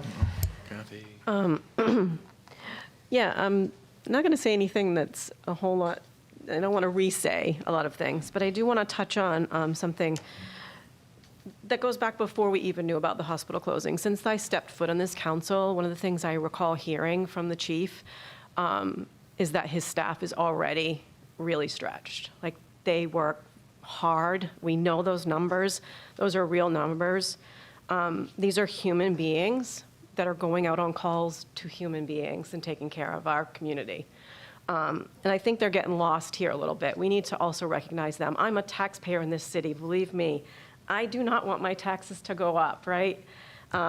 However, you can't put a price tag on this type of service, and we all hope we never need it, right? Just like car insurance, those kinds of things. And I don't know how many people in this room, we heard a story earlier, a personal story from somebody who had, a family member that required EMS services. Without going into detail, about a month and a half ago, I required those services. And again, I don't want to go into detail because I'll get emotional. But I'm grateful to them, the compassion that they showed up at my house in the middle of the night and took such good care of me when I did not know what was going on. And again, I just want to point out the fact that, these are people that we are expecting to do this level of work. They're not machines. We can talk about budgets all we want. Again, just like Councilor Krigbaum said, this is not a business. This is a service. They're going to go out on the call regardless of how they're being paid or not being paid. They're always going to show up. And so, yeah, that's all I want to say. Thank you. Councilor Gillies, sorry. Going back and forth, I've heard, obviously, you've advocated well for your team. I too have received, several, calls about the budget and about, how to proceed. And I honestly, it's incredibly difficult because the rock and hard place. But at the end of the day, I need to take my personal feelings, out of it, and obviously represent my constituents in Ward 1. At the price tag of the $600,000, that would just go up and up and up. And I just don't, and the other, cities and towns that are being, that are examples do have a much larger tax base than the city of Waterville. We don't have the money. We just don't. We have Dr. Diaz saying that, Thayer can actually, take in some of these patients. So I kind of agree with Councilor Krigbaum in regards to maybe tabling this, seeing what it looks like in 6 months or a year, and and not have it in this where we have to decode it, which is really quite true, and seeing what we can do, because quite frankly, I understand it's a service. Believe me, I know, first responders. I get it, but we really do have a very important obligation to the city of Waterville and to its tax base. And I don't want people to have to choose whether or not they can afford to live here. I mean, it's a snowball. This is only going to get more and more expensive. But then, of course, it's, do we put a price tag on health, the healthcare, I just, obviously the answer is no. We want people to have adequate health, services and for, the EMS and things of that. So, I mean, it's a very difficult decision, but at the end of the day, I think that we really need to take a pause on this, figure out, their ability to handle it, maybe Delta as well, if there's any need for that, and go from there. But at this point, the city of Waterville cannot afford. Every other department has come in with absolute nothing. They asked, look at to use the school budget as an example. The school budget came in with literally like no asks. And I get that that it's difficult, but I can't vote yes when the majority of my constituents are really quite fearful of what this will turn out to be. Mr. Mayor, if I may. You may. Thank you. Thank you, Councilor Gilly. I appreciate that. And Dr. Diaz, I appreciate you coming in here tonight and speaking and saying kind words about us. I really do. But I think we're missing the mark a little bit, and maybe that is my fault, and I'll take full responsibility for that. But it doesn't matter. So the issue is not, can Thayer handle the call volume? If they can or if they can't, that is not what the debate is, and that's not what I'm saying. What I'm saying is that we have our run algorithms that tell us that these patients, and we know what those patients are based on the call volume, and it's up to my ambulance people and my firefighters to decide that run algorithm that is posted now in our trucks, that has been taught to us by our medical director and Chief Flannery, that these patients, it is not appropriate for them to go to Thayer. It is appropriate for them to go to Augusta because that's where their definitive care is going to end up. It's not appropriate to take them to, if they are stable, mind you, it is not appropriate to take them to Thayer because we are going to take them off of our ambulance stretcher, put them in a bed, for them to then try to find an ambulance to transport them to Augusta, which is not an easy thing to do.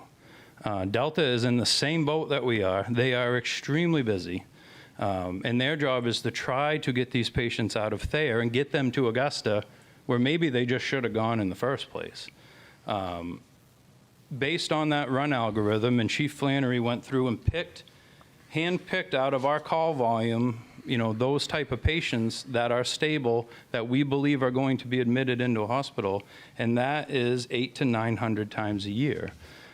So whether Thayer can handle or can't handle the extra call volume is kind of irrelevant at this point, because those patients don't belong at Thayer. They belong at Augusta, where they're going to end up anyways. And our job is to help these sick individuals get the best care possible, and that is not dropping them off at an ER for them to then have to get back into another ambulance and accrue now 2 bills, mind you, not just one, accrue 2 bills so that they can get to the actual hospital that they need to go to. Our job is to just get them there in the first place. And again, based on that run algorithm, that is 800 to 900 times a year. We know that. That is not a made-up number. And I appreciate our medical director. I appreciate Dr. Diaz. I appreciate Maine General helping us, teaching us, showing us where these patients need to go. We are just doing what's in the best interest of our patients that we are picking up and getting them to the appropriate hospital the first time, not doing it over and over again, and accruing them more and more bills that maybe they can or cannot afford. So it really doesn't come down, again, to Thayer and their ability to handle the calls. That 800 to 900 times number is us knowing that those are the type of calls that need to go to Augusta. That's where that number comes from. I mean, that is a given. Councilor Green? Yeah, thank you. I just, I heard Councilor Kriegbaum and Councilor Gilly make what sounded like a motion to table. I wasn't sure if the intent was to table or, I forget what the word was, but is there a motion to table this whole discussion until the next meeting, or are we, was it a motion to take this particular item off the table for now? I just wanted some clarity on where we are. Thank you. For clarity, when I was making my suggestion, it was to pause on this discussion for this now so that we can get additional information for next meeting. However, when it comes to the tabling of the entirety of the third ambulance for, say, 6 months, 8 months, whatever we decide to do, that's a separate issue that I was not commenting on specifically. Okay. But I'm not saying that I'm not in support of that. I'm just saying that was not my intent originally in that discussion. Nor mine. Well, I would second that. I think we've heard a lot of important perspectives tonight, and it's a lot to think about. I think we should table any vote on this item until our next meeting, until we can get some of the questions asked and think a little bit more about the implications of waiting 6 months or going forward with this. Okay, so to be clear, there currently, I'll make the motion. there is no motion on the table to table this discussion. So there was suggestion. I just made it. Okay, thank you. Do we have a second? Can I clarify what the motion actually is? Thank you. Is it to table the entire order, the first reading? Yes. Yes, it would have to be. Okay, Because we can't vote on thank you. portions of the budget. It's a whole Correct. budget, so yes. And there's been a second. Okay. All those in favor? No, we get to discuss. Oh, sure, any discussion that you want to discuss with regard to My- tabling this budget? So my question is what is the effect of tabling the budget? Listen, we have, we would have 2 additional meetings, right? So we have the ability, so to pass a budget requires us to take 2 votes, okay? So tabling today then puts the earnest of the council to make the first vote on June 3rd, and then June, whatever that is, 17th would be the second vote of the budget. I would ask, I would say if the motion to table, I think is fine. There's been a lot of information like that has come out through various sources. So I think if we could be specific and ask what type of information that you want to gather over the next 2 weeks so that the administration can put that together and provide it to the entire council versus having one person reach out to Chief, another person reach out to Chief, this person reach out to Doug. So if there's a direction of information that you need to assist you in making this decision, I think we should include that in the motion. Mr. Mayor, my only thing is like, it sounds like, to kick a can down a road. I mean, I don't know what on earth we would learn in just 2 weeks. Chief Frost and his leadership have really done a great job painting a picture of what they need. And I just, while, I mean, it's expensive, I'm not gonna lie. I just don't know what we're gonna know in just 2 weeks. I don't know. That's just my opinion. Sure. Yeah, I kind of agree. I feel like he has provided us with so much information, presentations. I'm just curious to know what more somebody needs to know for specific information that we don't already have. The information that I was looking to gather from tabling this for one meeting was to get a more definitive answer about the Thayer questions, to get an answer associated with our final budget numbers in hopefully a broken down way that the community can see, that says like, it's going to be 600,000 for X, it's going to be over the next year, it'll be an additional 600,000 or whatnot for Y, things like that, so they can get a nice transparent view of what it's going to actually cost them over the next 2 years or so. And then also, some of the things I was looking at getting for information we talked about here today, so like some of those have been resolved. So, if the council doesn't want to table this, that's also fine. Like that's you guys can vote whichever way you want. I mean, I'm never gonna begrudge more information though. I mean. Councilor Klepak? Thank you. Yeah, I've just been listening all night. Yeah, the timing of the inland closure was particularly unfortuitous as it relates to the budget season, because we don't, we have projections, the best guesses from our experts, right?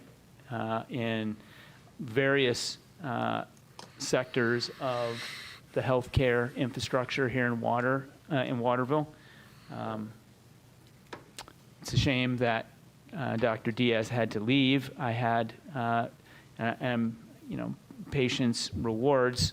Point that I wanted to raise that the chief brought up was not the capacity of Thayer to handle emergency flow, but what happens to the 800, 900, or potentially 1,000 patients that need inpatient care that cannot go to Thayer.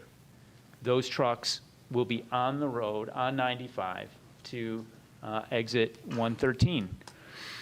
So that is absolutely going to affect the run times.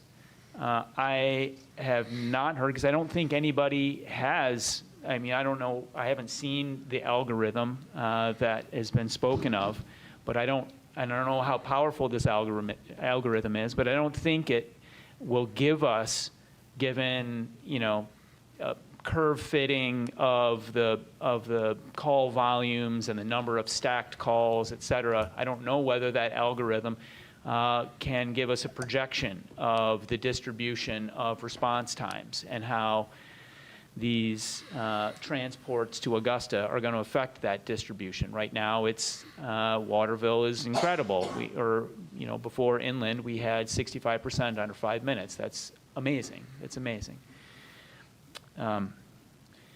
So to the point of the motion, which is what kind of information can we gather by waiting a couple weeks here, 2-3 weeks, whatever it is, I see only two things that we could gain. The first is a couple more weeks of data from the post-inland era, right? And we have that time. It is a buffer. Mm-hmm. I don't think we have until the second meeting in June to get this over the line before we start defaulting on our responsibilities. So we could do that if we want, if that information would be helpful to some of the counselors to understand what we're doing. This kind of wait and see. Well, we can wait and see for 2 or 3 weeks. Another thing that I've been thinking about all of this, and I am on the service side. Right? When you think about the taxes that people in a community decide to contribute to the commons, right, to the services that we are going to benefit from as a community. When you think about those services, the first of them are your first responders, right? That's kind of the first that you would hope. Your house is on fire, Jesus, help me put it out. Someone I know or myself is injured, please help, right? Those are the first of them.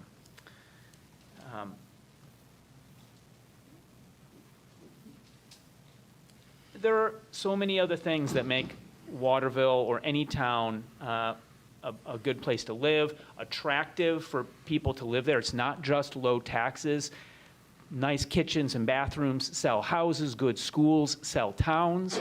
Young families move to a community because they can educate their children there and they can be safe in that community. That's what compels people, the first choice that people are thinking of before the mill rate. Mill rate is important, but making sure their families can flourish in that community is the first thing that I think about as a parent. What are the attractions then to bring people by industry into Waterville? Enumerate those, please. I'm sorry. The point that I want to make is I have been compelled by the numbers that have been outlined as I understand them in terms of the need for service. I think both on the part of the taxpayer, you know, what services we can come to expect for the taxes that we're paying. And then secondly, in terms of making sure that we have a team of first responders that is being adequately supported in the job that we're asking them to do here in Waterville. So the other half of that is what is, and this is what everyone on the council is really wrestling with, what is the capacity of the taxpayer to shoulder this burden? To the point of the motion, should we wait? I'm sorry I'm so roundabout in making my point here.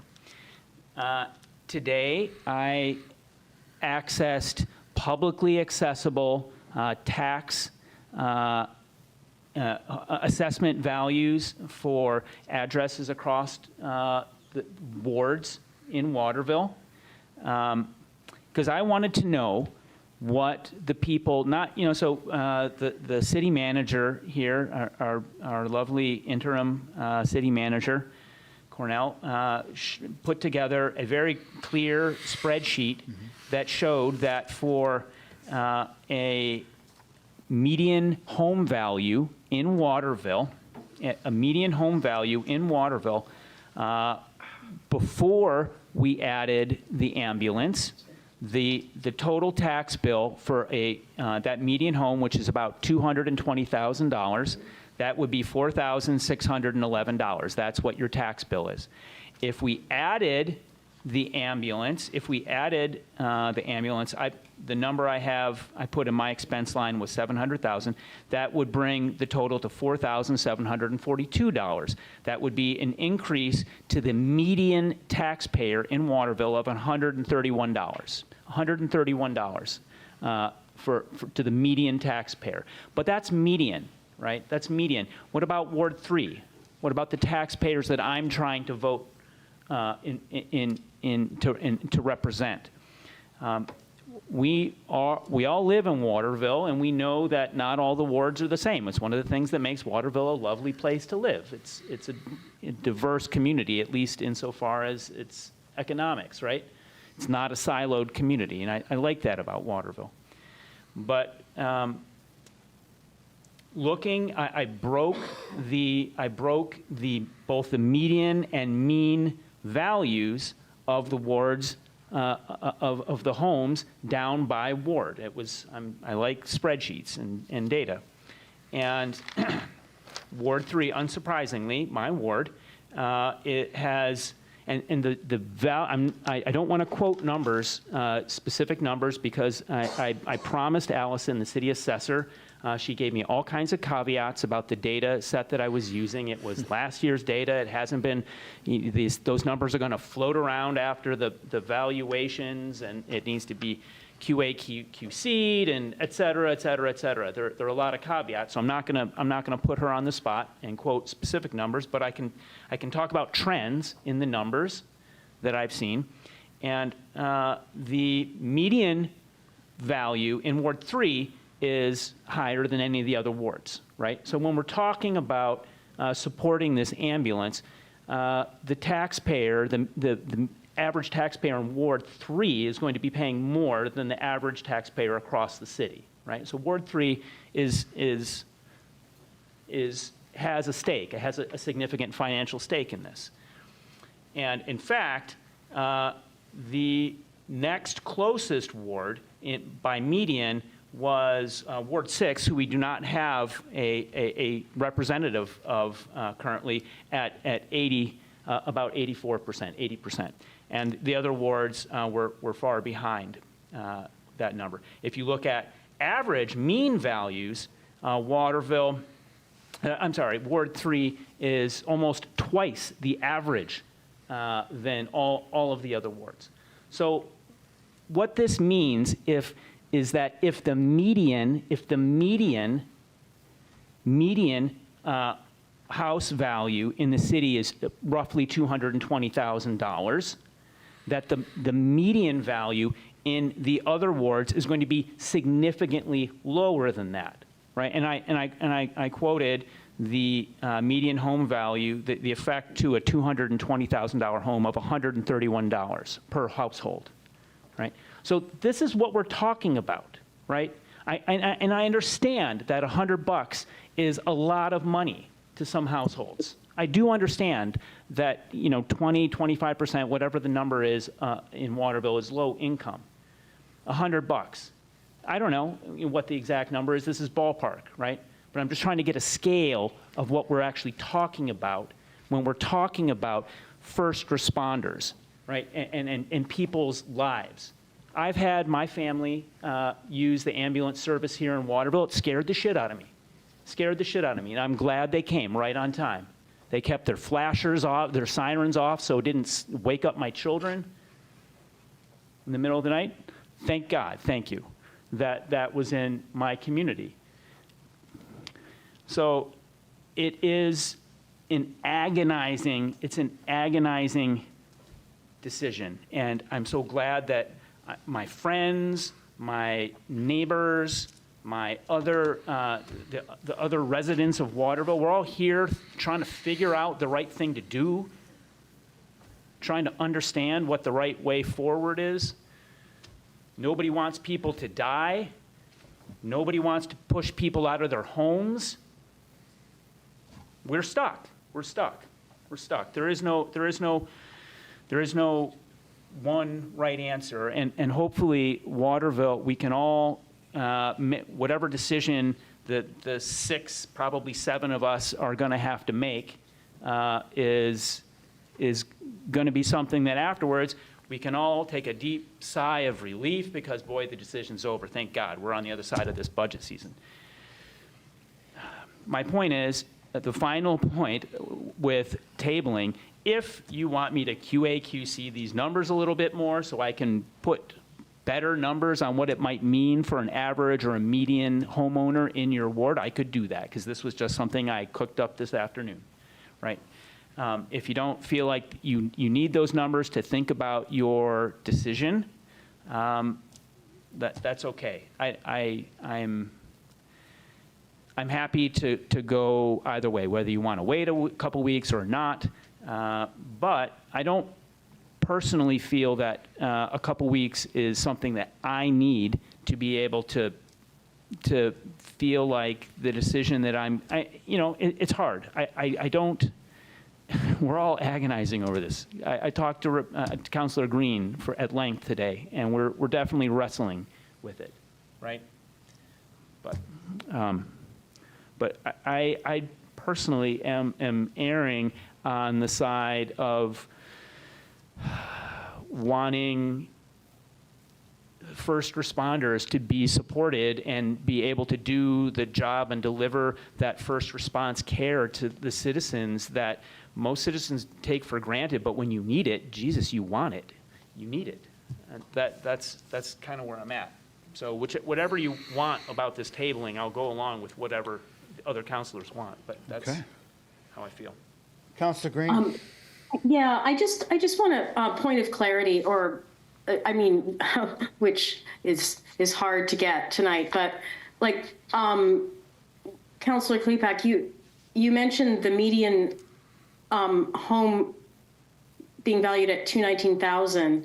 Yeah. And in Cornell Knight's memo, he said that the taxes will increase $390, not $100. That's over last year. I'm talking about a change for this year, with or without the ambulance. Adding the ambulance adds $131 to the median taxpayer's tax bill this year. Oh, I see. Okay, so Yeah. you're saying just that amount, so it's just another $100. Yeah, that's correct. That's correct. Okay, but I think it's important to recognize that that tax bill will rise $400,000 overall with all the expenses in the budget for the median homeowner. $390, yeah. not $390. Right. Yeah, the total tax, if we included, yeah, right. And of course, for different families with different value homes, that burden shifts as well. Well, that's Right. the point that I was trying to make by breaking it out by ward. Yeah, I think that the median value, I mean, I was shocked at what some of the houses in my ward are worth. I was impressed, but not mine. But, you know, other wards are going to be below that median value, right? So that's going to be, but again, you're talking about medians, right? So there's going to be people in every ward. Okay. Every ward has, a distribution. Okay. I just wanted to be clear so that we were talking about, the same apples. Yep. So, All right. Well, I mean, we have a motion on the floor to table. So unless there's any more discussion about to table or not to table, that seems to be the question at this moment. So any further comment? Yes. Yes, I'm just going to say one last comment, and I am in support. I am going to say it. No, you're fine. Am I gone? You're fine. Okay, I'm in support, and the reason is because when I came to Waterville it's almost 10 years ago now. When I first got to Waterville, I got into a car accident with myself and my kids, and this is the time when we didn't have ambulance here in Waterville. So I had a 5-year-old in the car, a 6 and a 7-year-old, and we got hit right head on by a truck, by an SUV. At that time, because we had no ambulance service, we didn't get no help. After the car accident, we got given a ride by the tow truck to the house. My son, till this day, is till this day, he suffered, you can see the effects of the concussion at a 5-year-old kid at the time. Not having the ambulance service at that moment, it took us, because at the time I really didn't I didn't know what to do. When you get into a car accident, especially having young kids, you're traumatized for 3 days. It took me 3 days to get my kids to the hospital after that. But if there was an ambulance at the moment, my kids would have got the help that they needed that day, in the moment. I don't want Waterville to take steps back to when I first got here. We have moved so far ahead with this ambulance service. I understand that the times right now are tough. I understand that in the federal level is very uncertain, but I do believe in the state of Maine that will do the right thing. And I do believe in my heart that we would be able to observe this. It's lives. It's not just, it's lives. It's not just a home, because I understand I've been homeless. So I understand not having a home, and I understand not having a life. That's two completely different things. And we're talking about medical care and medical need. And also, too, our children need this right now. Our children are battling a lot right now with mental health, with hospitals closing, with facilities that help young children are closing. Taken away from medical care right now, I think that would have a ripple effect in our community, especially after the opiate pandemic we had a couple of years ago. People are still recovering with brain injuries. We still have overdose that's happening here in the city. So for me, I feel like this is taking a step back to when I first got to Waterville, when there was no ambulance to respond to a car accident with 3 little kids. And I can't take that step back today.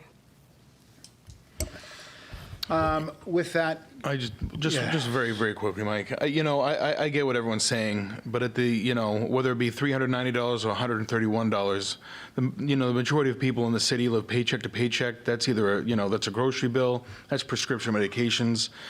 This city has gone above and beyond when it comes to police, fire, and everything in regards to, the unhoused issue. We have gone above and beyond, and quite frankly, it is time that we take the hardworking taxpayer of Waterville into consideration and not price them out of their own homes. And because I'm in the state level, I can really talk about in the sense when we do have a lot of tax credits that's not being they're not being utilized. Like, I help on the ground to help older folks file for tax credits and also file for their property tax credit. This has been a 2-year project since I've been doing this pilot here in Waterville, and I find that about like 45 a lot. It's a lot. The percentage is high of people on Social Security that don't take advantage of their property tax credit or their rental tax credit because they're being told because they're on Social Security they can't file taxes. So yeah, I understand that the burden will be going up, but on the state level they can get these credits. That's why the state level, the legislative is passing credits in order for the residents to utilize them. But if we're not letting people know that these credits are available, they're not going to be taking advantage of it. And here in Waterville, they're not taking advantage of it. All right, to be clear, right now we're debating to table or not. We've heard a lot of things that talk in support of a budget item, but right now we're talking about to table or not to table. Anyone have any other argument or discussion with regard to tabling? Because if not, we're going to a roll call. I do. Over here. Councilor Green. Thank you. I just want to say very briefly, my reason for tabling would be to continue some of the conversations I've been having with people who are interested in trying to find a regional solution to this and not just say, okay, Waterville, pick up this tab. So that's it. Okay. All right. With that, Patty. That's the only motion on the floor at this point. Yes. So, Patty, could I please get a roll call to the amendment or the motion to table to the next meeting? Yes. Counselor Gilly? If this will assist other counselors in, getting the information they need, I vote yes. Counselor DeBrito? No. Counselor Klepak? No, I don't need to table. Counselor Green? Yes. Counselor Krigbaum? Yes. Counselor Harard? No. The vote is 3-3. Mayor? Oh, boy. Earning the $88.41 this week, I tell you. Listen, we've heard a lot of information, and I think this is the budget process for us is the most important thing that this council does year in, year out. It's approving street closures and outdoor dining things. That's the fun stuff. That's what people like to go enjoy. But this really is the biggest decision that this council faces every year. We do have some time to play with, and I think for right now, I think the best thing for us to do is to table and revisit this on the 3rd of June and come together with a solid plan at that point. So I am going to say yes. Motion to adjourn? Second. No, wait. Nope. No, we have to. So yeah, we're good, right? This last Yeah. vote? Okay. Yeah. Motion to adjourn. Thank you. Sorry, to go in there.